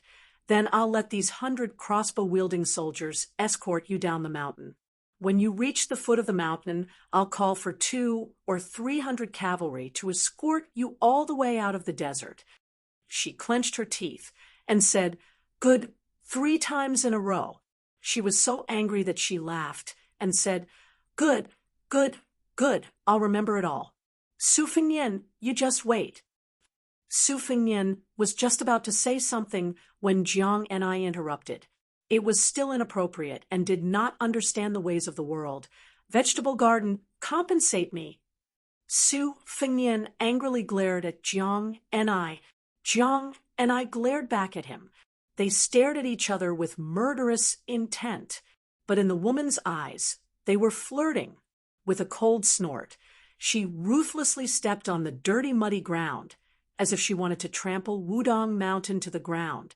Then she led her 2 attendants and swaggered away. On the way down the mountain, she repeatedly yelled that she was tired and stopped to rest. Without caring about her status, she sat on the flagstone and massaged her calves. When she was going up the mountain, she wholeheartedly wanted to beat the bones and scatter the ashes of her enemy, so she did not notice the pain in the soles of her feet. Now that she took off her boots and saw the shocking bloodstains, she burst into tears. She wailed loudly, full of energy, mournfully echoing on Wudong Mountain. The 2 attendants behind her did not dare to look directly at her. Although their status was high, They felt like they were walking on thin ice when facing this master. When they heard her cry, they became even more nervous and did not even dare to console her. The woman, whose family background was the most noble in the world, cried for a while before gradually quieting down. She braced herself and put on the exquisitely made boots. Wiping away her tears, she muttered to herself, "Sun Jiao Temple, you can't beat Wang Zhongluo, and Zhang Huan can't beat Wang Xiaoping. Alas, if I had known, I would have brought more palace experts." Only the top eunuchs in the palace would be called Jiao Temple or eunuch. There were only 8 or 9 of them in the dynasty.